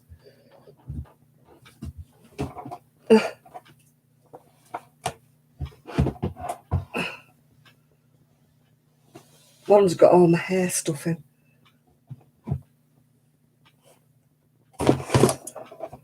This one, that's not got a lid on it, but this one's got a lid on it. Oh, hi, Becca.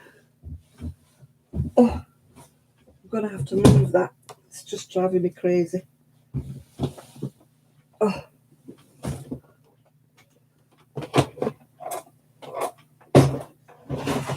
That's better.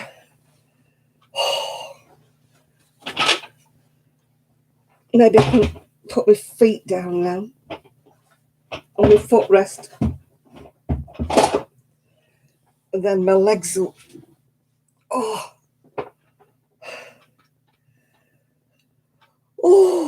that's better. My poor legs, my poor knees.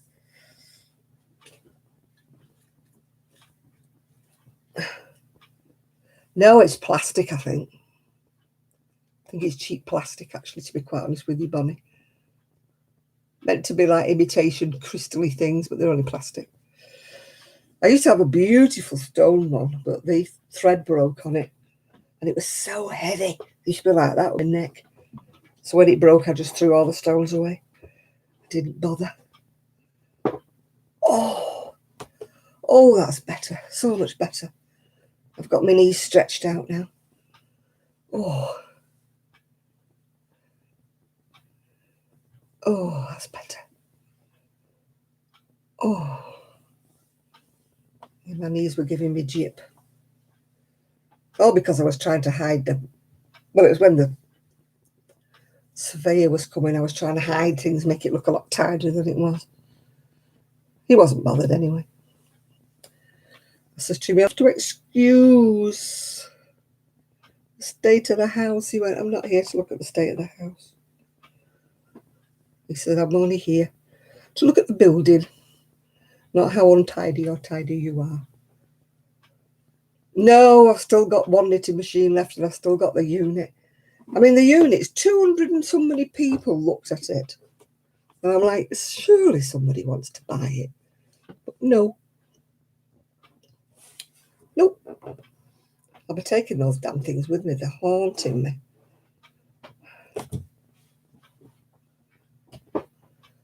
Oh, I can't get comfy now on my knees. Oh, that's better. Shall I have my Diet Coke now? Yeah. My Chinese dinner has made me very thirsty.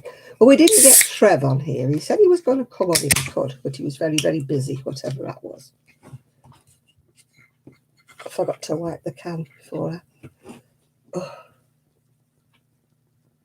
On the back of it, it's actually a cardigan, that cream thing at the back of it. It's actually my cardigan, a very old fluffy cardigan that I made ages ago. But because I've packed everything away, it's a question of... All right, Jill, yeah. I'll see you later. So it's actually a cardigan, if you can see it.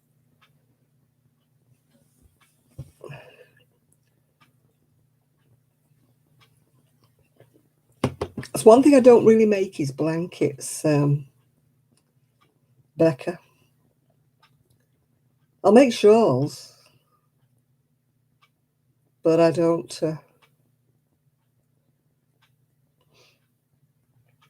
do blankets. Oh, you're going for an iced coffee? I knew it would be long. I knew you'd give in. Going for an iced coffee.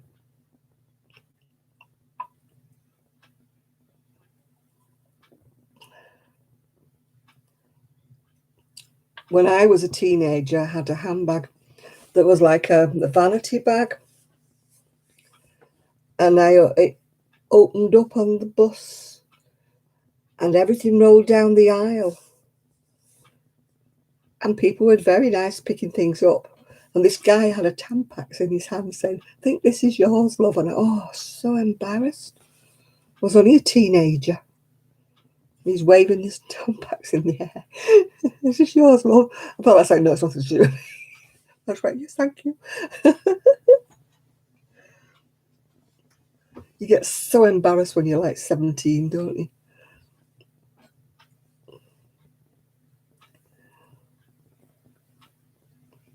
I mean, it was in a packet, but you could still tell what it was.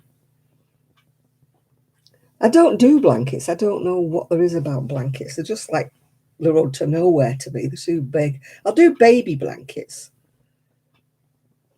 I mean, I gave away all my oddments to a lady who works at the hospital, and her and her friends in the office were all making pretty much a baby blankets. So she was making up bags with all different colours and handing them around the office. So all my oddments came in very useful. And she's been making blankets as well for her caravan. You know, with my oddments, yeah.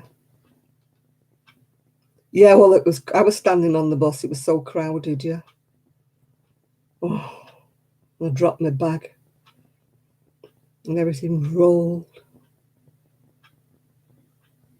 Yeah, I make garments mostly, Bonnie. But I just stopped at the moment because nothing was selling, and I've just put my Etsy shop on hold for the moment. I don't know what I'm going to do when I move. I'm definitely not taking any orders because I always get ladies of a certain size. Let's say I'm not tiny, but I get ladies of a certain size who want me to make things for them in fine yarn, and they want them to be long past the bottom, and yet they don't want to pay any extra for all the length of time it's going to take me to make it. So, you know, they want it to fit. It's got to be so many inches for the armholes, so many inches. Oh, I thought, no. It was making me feel poorly. So, yeah, so now I've just got a load of stuff that I've made up that I'm just going to sell off, and then I don't know what I'm going to do after that. Don't know what I'm going to do.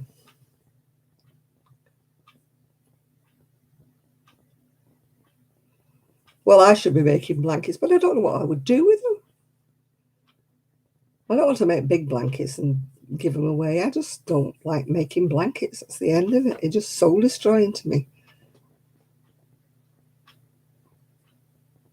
Yeah, I haven't sold much of anything at all.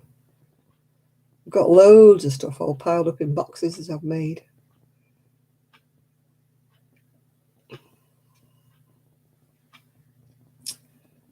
I see people like making things like the granny square jackets and charging $350 for them and getting it. And, you know, if I try to sell one, they're not interested. One lady actually said to me, she said, "Well, why do you charge so much for them?" She said, "You're only using your bits and pieces up." And I said, "Yes, but those bits and pieces still had to be bought.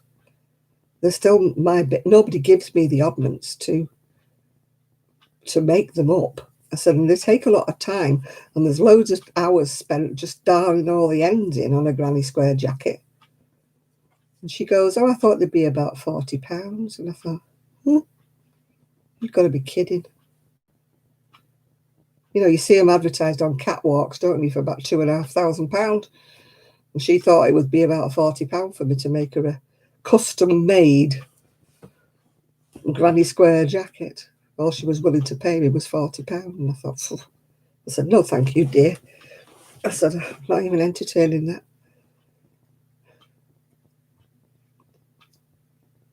I thought, would you spend a fortnight of your time making a jacket for somebody for £40? and providing all the yarn and stuff like that.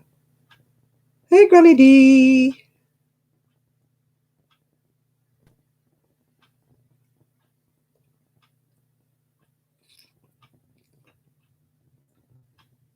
Yeah, I've fed up with everything. I'm just going to get everything sold that I made, and then I think that's going to be it. I will make things up because I've got so much wool to use up. I mean, me and my friend whose work going to be moving near me have already decided that we would stick to making hats and scarves and things like that, and have a little craft stall or a little market stall or even a car boot stall. Just decide to sell little things, like hats, scarves, neck warmers, fingerless gloves, things like that. Because people just don't want to pay. They just want everything for tuppence, And yet other people on Etsy, I can see, and I know they sell because I look at their sales, and they're selling jackets like $300 and stuff like that. And if I was to ask $100 for something that's took me a fortnight to make, they don't want to know. Oh, free shipping. Since I offered free shipping, because I've had to put my prices up because I can't do free shopping. So I've had to put my prices up to include this free shipping. I haven't sold one thing since I put free shipping. Not one thing. So when I go back and open up the Etsy again, I'm going to put the price and the price of shipping because I think people prefer it that way. Etsy's going, oh, you'll have loads more sales if you advertise everything as free shipping. No, not one sale. So no, I'm not doing free shipping anymore. I don't care what Etsy says. Etsy has you over a barrel. They start saying, we won't promote your stuff. We won't do this. We won't do that unless you're offering free shipping. I thought, you've never promoted my stuff ever. So it doesn't make any difference. You won't be up the chart. You won't be up this. You won't be up that if you don't offer free shipping. People won't find you in the search engines. People have found me less in the search engines than they did before. Before, I didn't have a lot of sales, but I did have a tick over sales. I was ticking over quite nicely. And once I opened it up again with free shipping, not one thing. No orders, no nothing. Nobody's. But I'm not doing orders anymore. I'm not making myself poorly. I always get the fully shaped people that can't buy anything to fit them. But yeah, they don't want to pay me to make them things that are custom made. Yeah, I'm sorry, but if you're going to be 62-inch bust, then you're going to have to pay for me to make you something,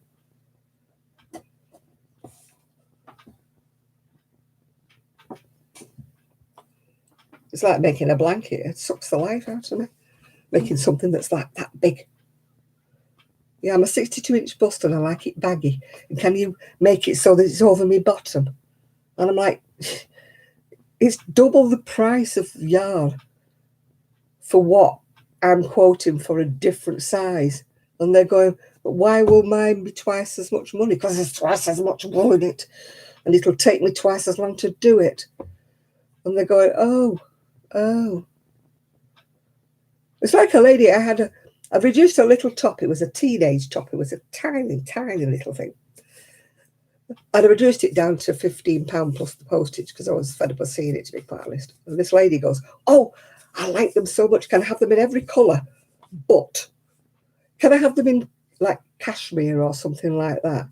And can I have them? She was massive, this lady. And I went, no, you cannot have it in cashmere or silk. For £15, you are joking me.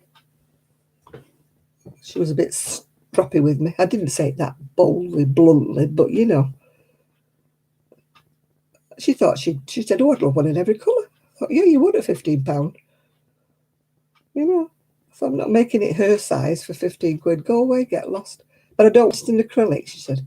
I'd like it in cotton or cashmere or something like that. I thought, yeah, cashmere, 100 quid, not 15. Sorry, love.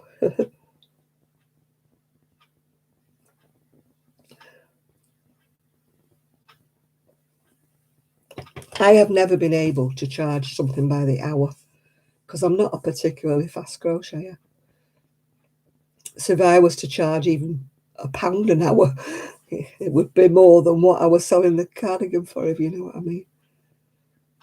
I'm not like Kelly can go through things quite quickly, but I can't. Yeah, if I don't love what I'm crocheting, it doesn't matter how much money they want to pay me.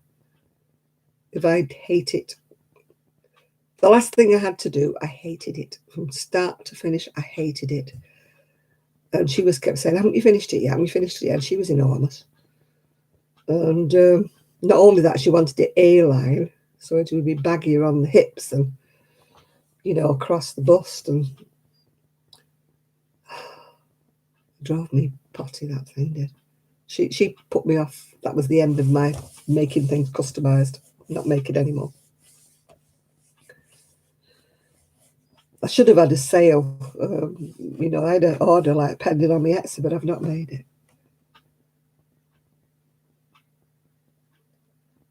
Oh yeah, I had to make 3 mermaid tail blankets, and I said to this woman, never again, never again, never want to see another mermaid tail blanket.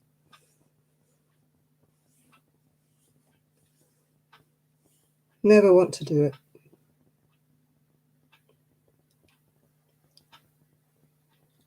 Yeah, the woman I made these 3 mermaid tails for it. I mean, she did pay me something, but it wasn't what they were worth. And she said, "Oh, all the family have seen them and they love them." I said, "No, no, no more. End of. End of story."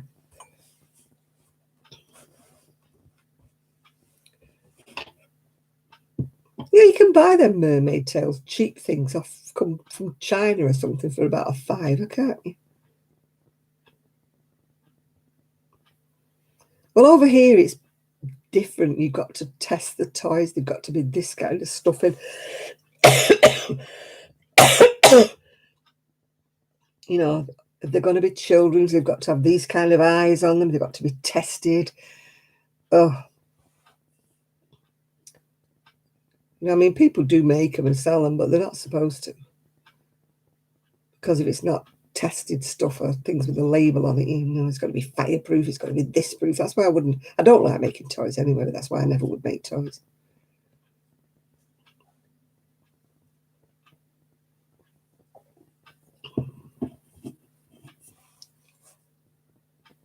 And I crocheted a doll once for my great niece. Oh, I hated it so much I even gave somebody the book. I thought I forgot to make this again. So we were doing a secret Santa or secret sister, whatever it was. So I sent it to this girl because I knew she crocheted amigurumis and stuff. I sent it to her.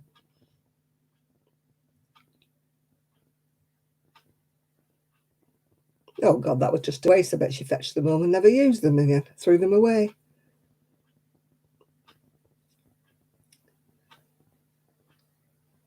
Oh, thank you, Jane.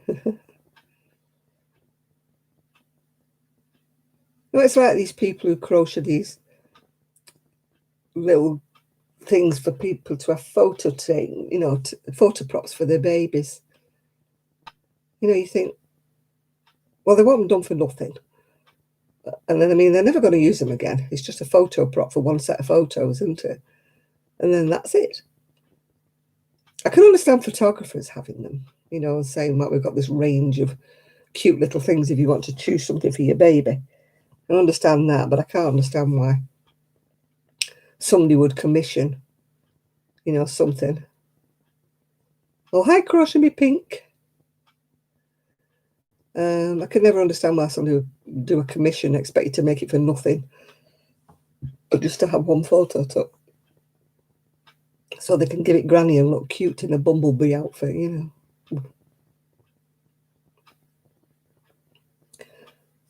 I mean, I never had that photograph taken that everybody seemed to have taken where the babies were naked on a sheepskin rug, yeah.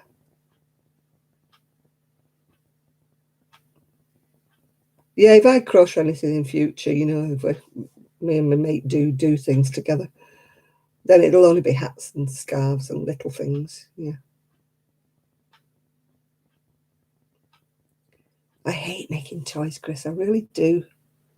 I find them so fiddly. You know, when I stitch them together and when you try to do faces and they finish up one, you know, no. Some people have the knack of doing a beautiful face on something, don't they? And they look attractive and everybody goes, oh, they're so sweet. Mine, I can embroider noses and things and take them off and do them again and take them off and do them again because I can't get them. They still look like they've got the worst case of whatever. I need a facelift. You know, I'm no good at that.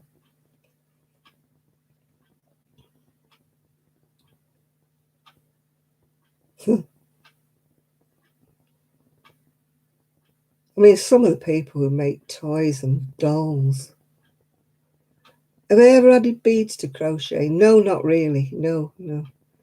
I have got a shawl that somebody knitted for me that's got beads around the edge. But I haven't used them. I put everything in the washing machine. I just pick beads that fell apart or something, or the pearl eyes knocked off them in the washing machine. So no, I've never done it. No. Beads on crochet reminds me of those little mat things you put over the top of milk jugs. You know, everybody's granny used to have them, didn't they, to keep the flies off the milk. They were like a little doily thing with like beads hanging around the end.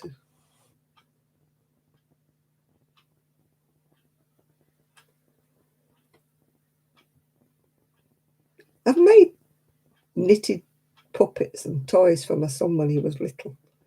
And I made all his clothes for his action men because we were a bit stuck for money when he was little. So I couldn't afford to buy the proper action man clothes. So I used to make everything. And I had one woman knocking on my door one day saying, can you tell me where you got those pajamas from for action man? My son is driving me mad.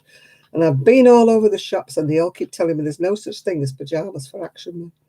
And I went, no, I made them.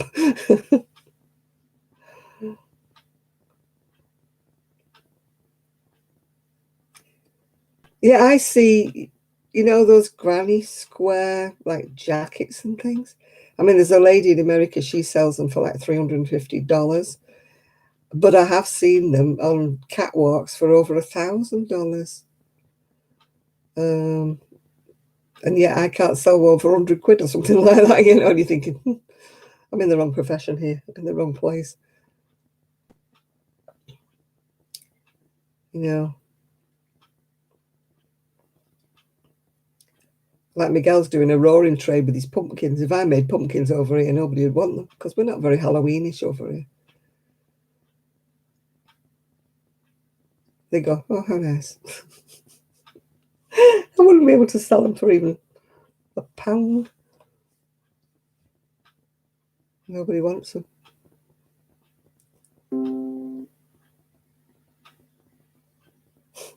These things keep flashing up on the screen and I haven't got time to read them before they disappear. Yeah. Yeah, I'm looking forward to sitting down, resting and enjoying my crochet once again because I am not enjoying it at the moment. It's just driving me mental. Got an itchy head. Oh, now my crochet's stuck. Oh. I'm crocheting my hair.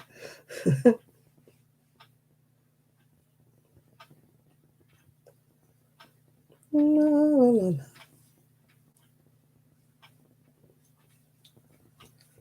Oh, I'd be a failure at anything like a pumpkin. I think I did make one time when I belonged to the knitting club and we were all doing something.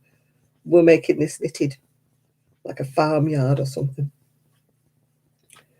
And everybody else was making sheep and cows and things. And I was thinking, you know, all night, Nathan. So I thought, yeah, I'm not getting much further with it. It's not growing at all. So I thought, oh, I can't be doing things like that. I'll crochet. I was crocheting like a cabbage that didn't turn out right. I thought crochet carrots, they didn't turn out right and stuff. So I crocheted a pumpkin and it looked anything less like a pumpkin you'd ever seen in your life. I just don't think I have the gift. Don't have the knack. Yeah. Just not at all.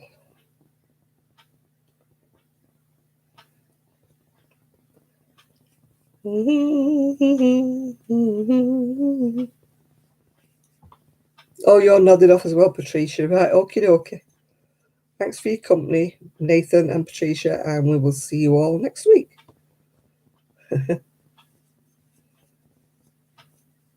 I'm sure I'll be here. I won't move by next week.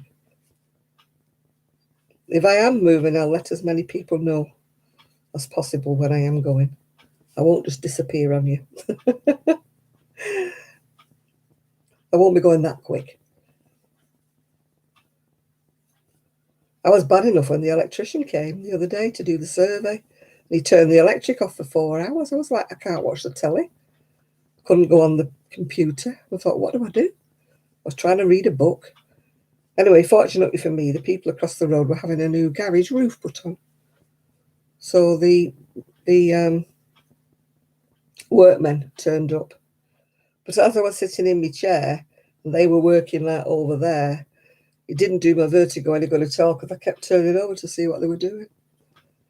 So my neck was even worse than before. Right, so let's have a little look. How many we got? 2, 4, 6, 8, 9. I want one more. 10.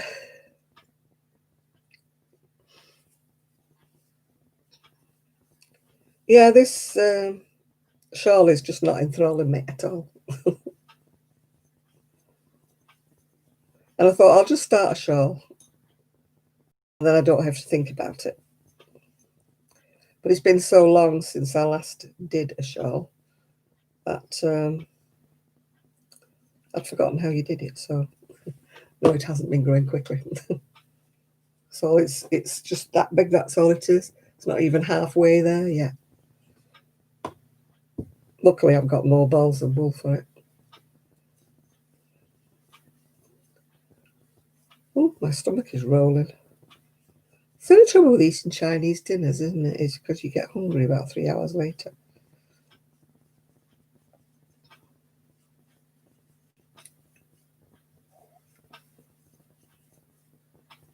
It's only grown by a couple of rows, Becca. Don't get excited. I've got rows and rows and rows to do yet, and it's going bigger with every move. That's why I know I could never do a blanket. I'm getting bored with this. Oh, you've got enchiladas cooking in the oven. Oh, you got any posh. Oh, this is great. I'm glad I'm having an extra hour in bed tonight. Need it. Really, really need that extra hour. I'm not getting up tomorrow because on Monday I've got to get up. So I'm turning off the alarm tomorrow, and I am not getting up until my bladder gets me up, which will probably be about 8 o'clock anyway. But you know what I mean.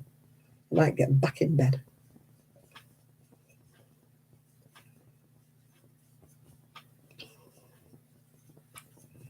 Might get back in bed. Yeah, the Indian alarm clock. It'll wake me up, and then I'll get back in bed again.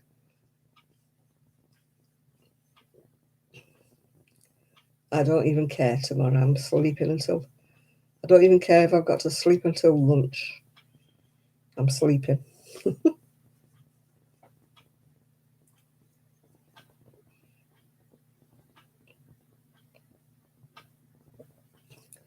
Somebody said they thought it was the 1st of November, Denise, so I don't know whether that's right or not.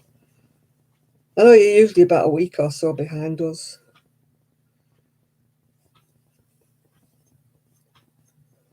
Luckily, most of my clocks are automatic, so they automatically change. It's the cooker one that doesn't. I have to alter the cooker one.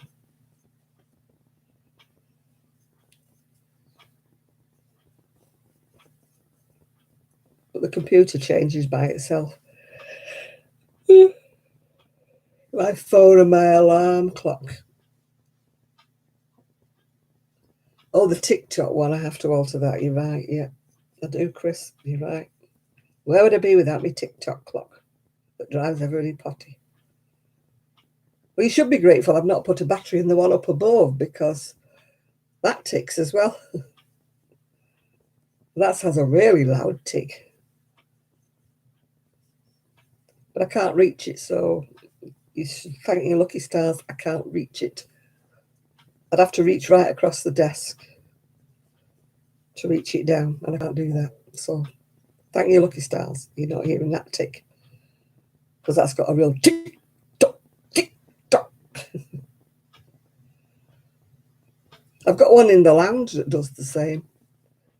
When I was sat on Thursday, because I'd no electric on or anything like that, and it was so quiet, and the one in the lounge was going tick tock, dead loud.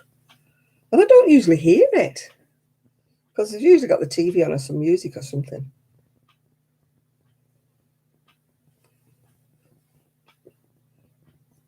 But everything needed electric. Music needs electric to be on. I don't have an Alexa, but I think they would need electric as well to be on.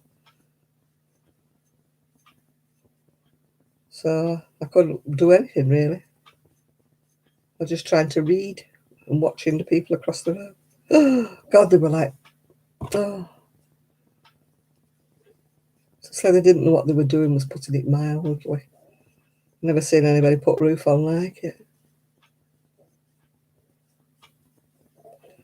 Who is it who has all those clocks? She does a lot of video. She said they were her mother's clocks, and she's got like cuckoo clocks and all kinds of clocks, and they chime quarter an hour, half an hour. I can't think what she's called. I usually watch her. Oh, goodness, I can't think of her name now. Oh, no, it'll come back to me eventually. But I haven't been watching anybody because of, not having the time at the moment. I can't think of her name.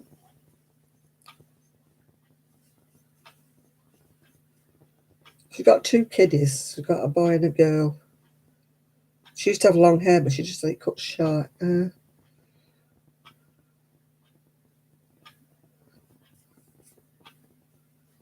can't think of her damn name. It'll come to me after. I usually watch her, but she's got loads of clocks. She won't get rid of any of them, because they used to be her mum's clocks, apparently. When she sits in a certain room, they're chiming all over the place, chiming all the time. One of them plays a tune. They would drive me bonkers. Oh, I've recovered from choking on my water. Was that the other week? No, I mean, I haven't been watching, so I don't know, but I hope she hasn't been ill, Mary. I usually watch her videos and comment. I haven't commented on anybody's videos lately. They must all wonder where I've gone. I haven't made any, because I've had nothing to say. Nothing. I haven't even got anywhere to sit properly now to make a video, so.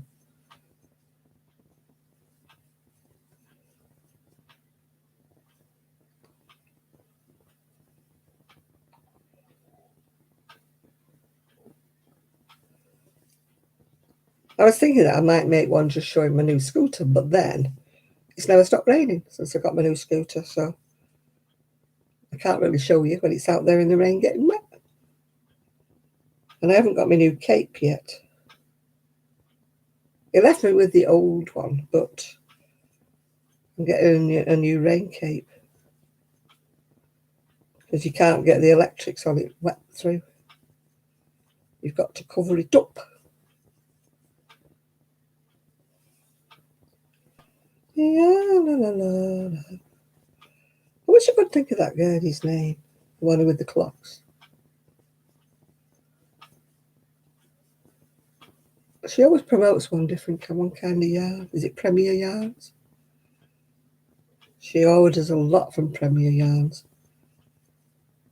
Oh, I can't think of her name. I'm sure somebody will know her.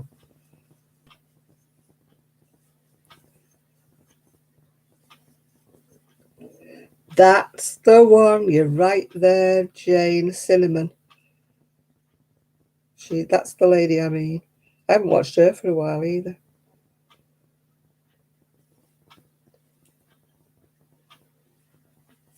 Yeah, I like watching her. But she's got all these clocks that chime and ding and bing and play music. And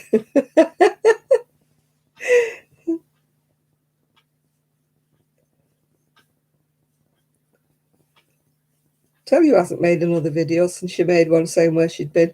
That hooked by happenstance. Hasn't made one. And I haven't watched crochet cakes for a while, or the lady who's expecting a baby now. Because they make hour-and-a-half long videos and they're too long for me. I can't sit on this uncomfy chair watching an hour-and-a-half video.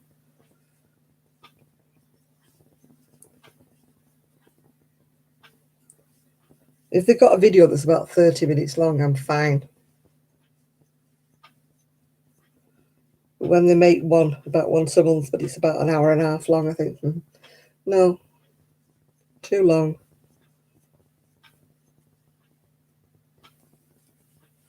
If you want to hold my attention, make your videos about 30 minutes long.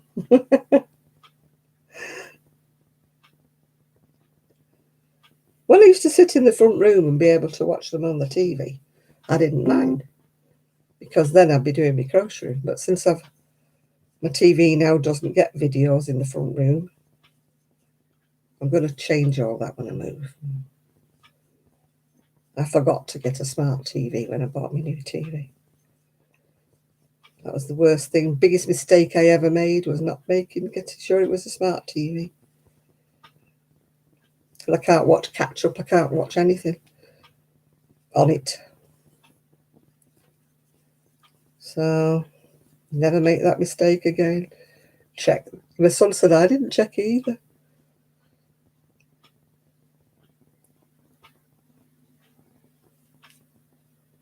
It was only when I was, after I got it and I said, how do I get YouTube on it? And he goes, oh, it's not a smart TV, you won't. I was so angry with myself for buying it. So when I move, I'm going to get a smart TV.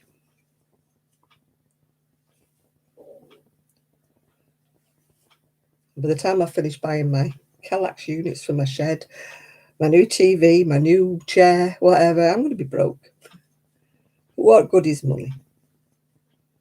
Money's no good to you. If you've got money and you need things, then, that's what it's used for. My son said, you'll have no money left if you do all what you want to do. I said, I don't care. I said, as long as I'm comfortable and I've got things I need to make my life comfortable, like the new bed and everything, I don't care if I've got no money left over.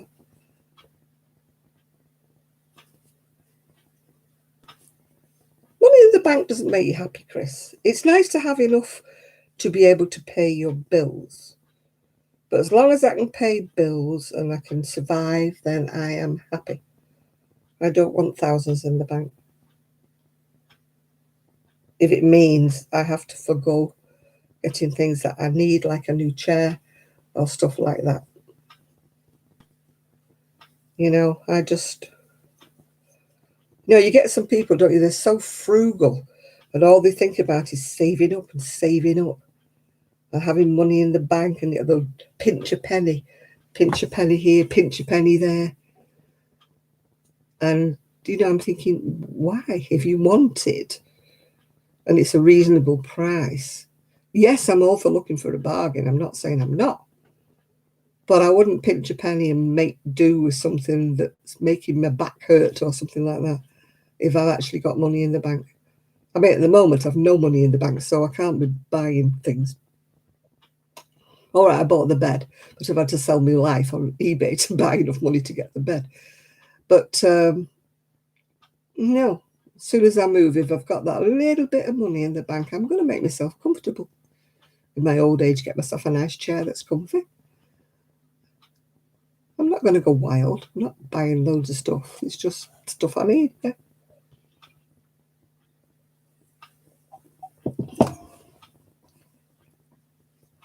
You know, I'm not one that wants all this fancy decor in the house and fancy stuff, you know.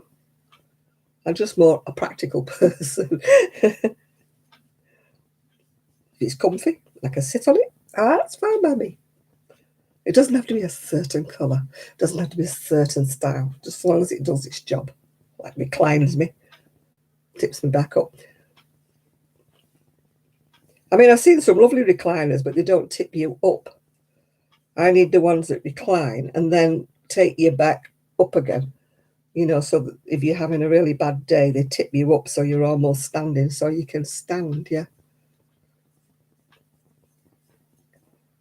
Yeah, exactly. I'm not a one that needs all these fancy chandeliers and fancy things like that.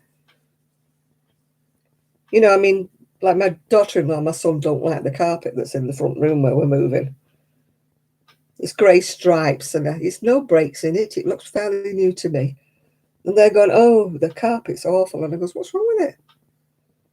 They're going, oh, it's not nice carpet. I said, it's all right. It's not got a break in it.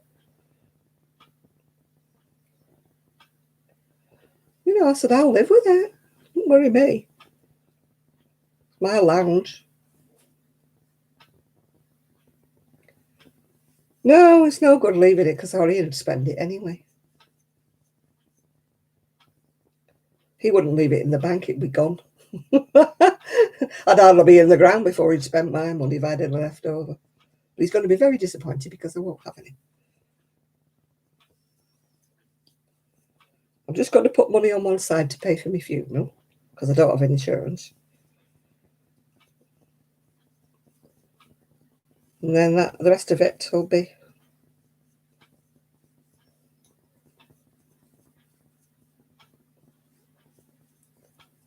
Yeah, I'm not bothered about. You walk on a carpet, don't you? You don't sleep on it. You don't sit on it. It's got no holes in it. It's got no breaks in it. If it was dangerous, then if it had holy bits or frayed bits, then I would buy a new carpet. But no, I'll put my money in a new chair. My son says to me, what's wrong with your chair? I said, it's about 10 years old. It's brown. It's faded. It's seen better days. It's still comfy, but it's just tatty. I said, if I'm going to be moving, I just want a nice looking chair. It's okay where I am now because I've got a tatty house, if you know what I mean. When I move, I want to be a little bit more pop.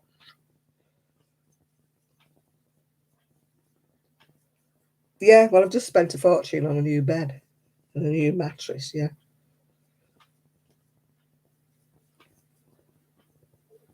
You know, they're my number one expenses. My number one expenses are a new chair and the new bed. That's my expenses. Don't care about anything else. Don't care about kitchen equipment. Don't care about anything. Oh, and I need some wardrobes because there's no wardrobes to put my clothes in. But apart from all that, I ain't bothered. I'll put it with any kind of curtains, me, so long as they draw. I don't have to have them matching or whatever. No.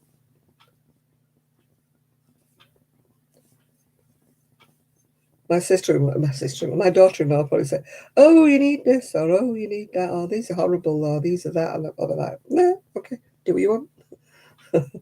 You're living here as well as me.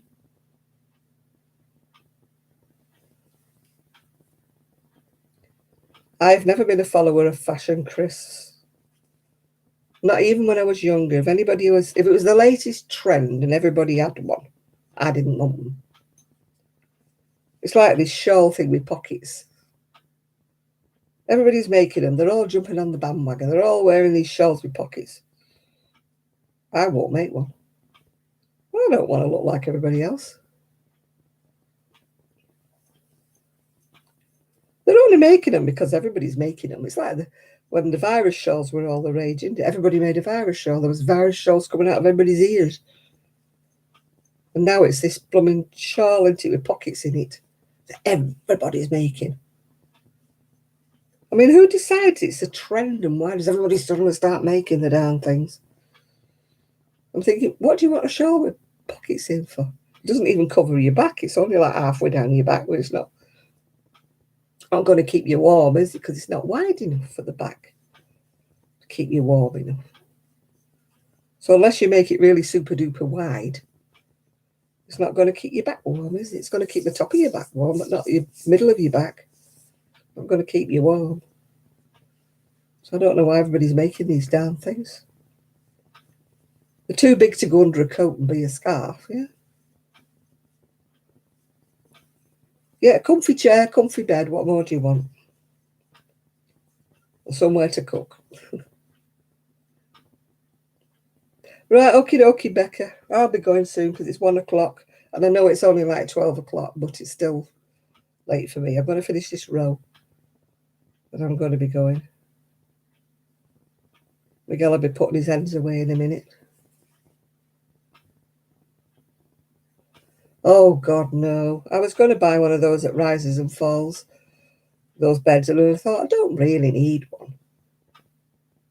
Oh, yeah, I need a new computer desk. This one's a bit knackered. But they're not things I desperately need. They're things that I would like, yeah, which is a big difference.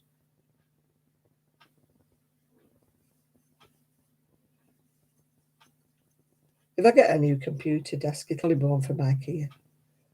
It won't be hundreds of pounds.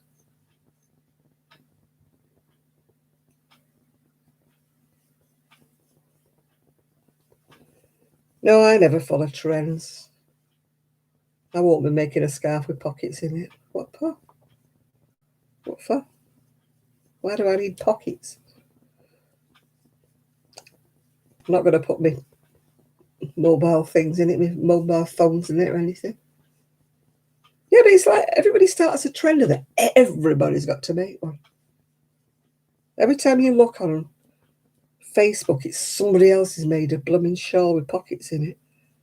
I feel like saying, just do your own thing. Why do you have to all make one? What's the latest trend?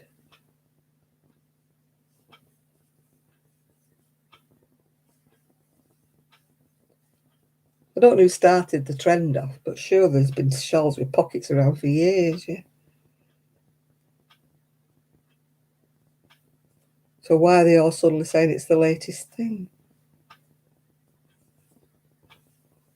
Yeah, it's like they've got to decide. But I mean, I never know who is the person who suddenly decides they're going to make one and that everybody else has to make it. You like to know who starts the things, yeah? Who made the first one? Who started all this stuff off? Who was the one who said, I know what I'm going to make? Yeah, I'm going to see the Sandman as well in a minute. I've just finished my row.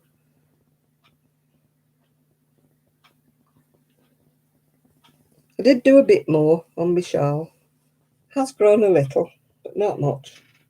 Still only about halfway. Yeah, I'm going to bed and I'm going to enjoy my extra hour in bed tonight. And then tomorrow, I don't know what I'm going to do. Yeah, it's called Boho Spirit, I think it's called. £3.25 a ball. I know that you'd say, oh, they're expensive. But that's what wool is over here. You're all spoiled over there. Oh, I'm glad you mentioned that, Sandra. I'd forgotten all about them. Yeah, Boho Spirit, and it's called Breeze. Yeah, I'm glad you mentioned my beds. I'd forgotten all about my meds. I hate taking them. I feel like such a... Oh, you're coming back, Enid, when we're all going. Yeah, it's adieu, Enid. It is. I'm going to Betty Bows. You can all take yourself off onto another channel, I suppose, because it's only afternoon to you, isn't it? If Enid wants to take over and do another channel, or somebody wants to take over and do another channel. I know it's not good asking Miguel.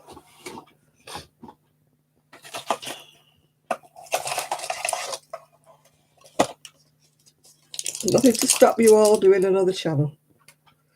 Right, I'm going to say good night to everybody. I'm doing all my pills here. And I shall see you all all next week unless some miracle happens and I am not here. But I will let you all know. Somebody else can take over the live. I vote Miguel. That should be a laugh. He'd be freaking.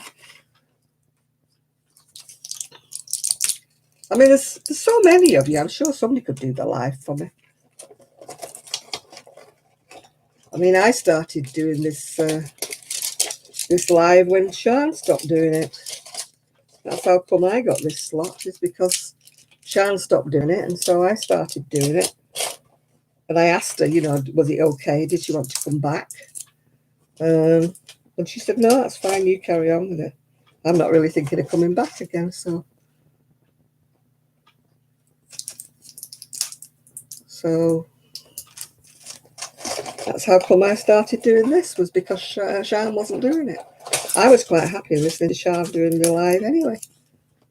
But she decided she didn't want to do it anymore.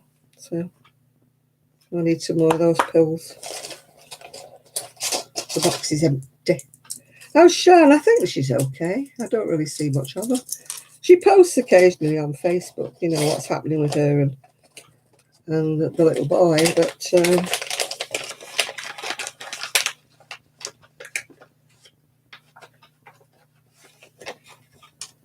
that's about all. I don't really know any more than anybody else does. Amazon. Yeah, ring the bell and run.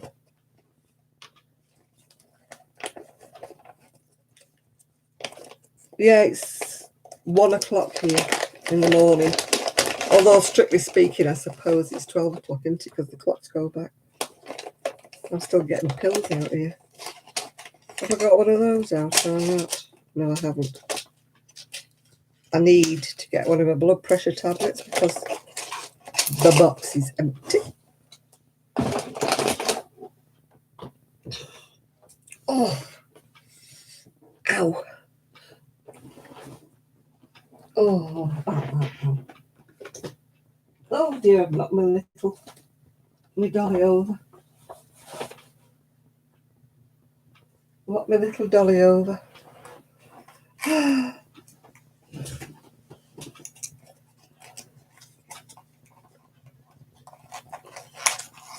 Yeah, I love that. It came from Jamaica.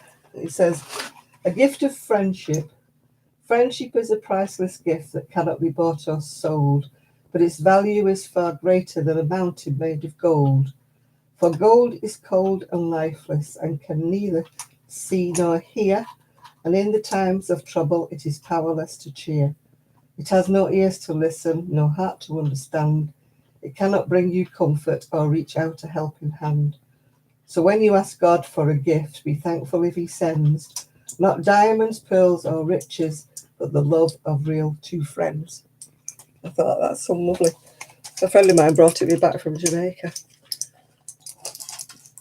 I've had that on my wall ever since. Right, good night, everybody. Yeah, it is lovely, isn't it, Chris? There's another one underneath it. That one says, a happy home recipe. 2 cups of love, 2 cups of loyalty, 3 cups of forgiveness, 1 cup of friendship, 5 spoons of hope, 2 spoons of tenderness, 4 quarts of faith, and a barrel of laughter. Take love and loyalty, mix it thoroughly with faith, blend it with tenderness, kindness, and understanding. Add friendship and hope, sprinkle abundantly with love, with laughter, bake it with sunshine, and serve daily with a generous helping. They're from Jamaica. I think they're really nice, and I love having them on the wall. I won't part with those, especially the one that says the love of true friends. I found that in my life, that it doesn't matter how rich you are, if you've not got good friends, then you're poor.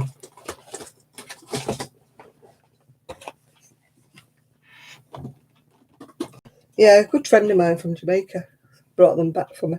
He is Jamaican, so that reminds me, I haven't seen him forever. He phones me up about every 12 months just to say hello. I haven't actually physically seen him for about 20 years. He was the best friend of one of my boyfriends. We used to work together. And when I broke up with them boyfriend years and years ago, he still used to phone me. Only about once every 12 months. He just phoned me to keep in touch. And when he went to Jamaica, he brought me that back. Well, he brought me the both of them back at different occasions, yeah.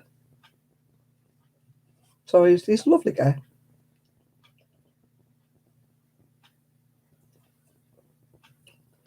But I haven't physically seen him for about 20 years. I probably walk past him in the street, probably wouldn't know who he is anymore. He used to have lovely, like, cane rows, but apparently he's bald now. So the only one I knew used to have cane rows in his hair, and now he's bald, so I would be like, who are you?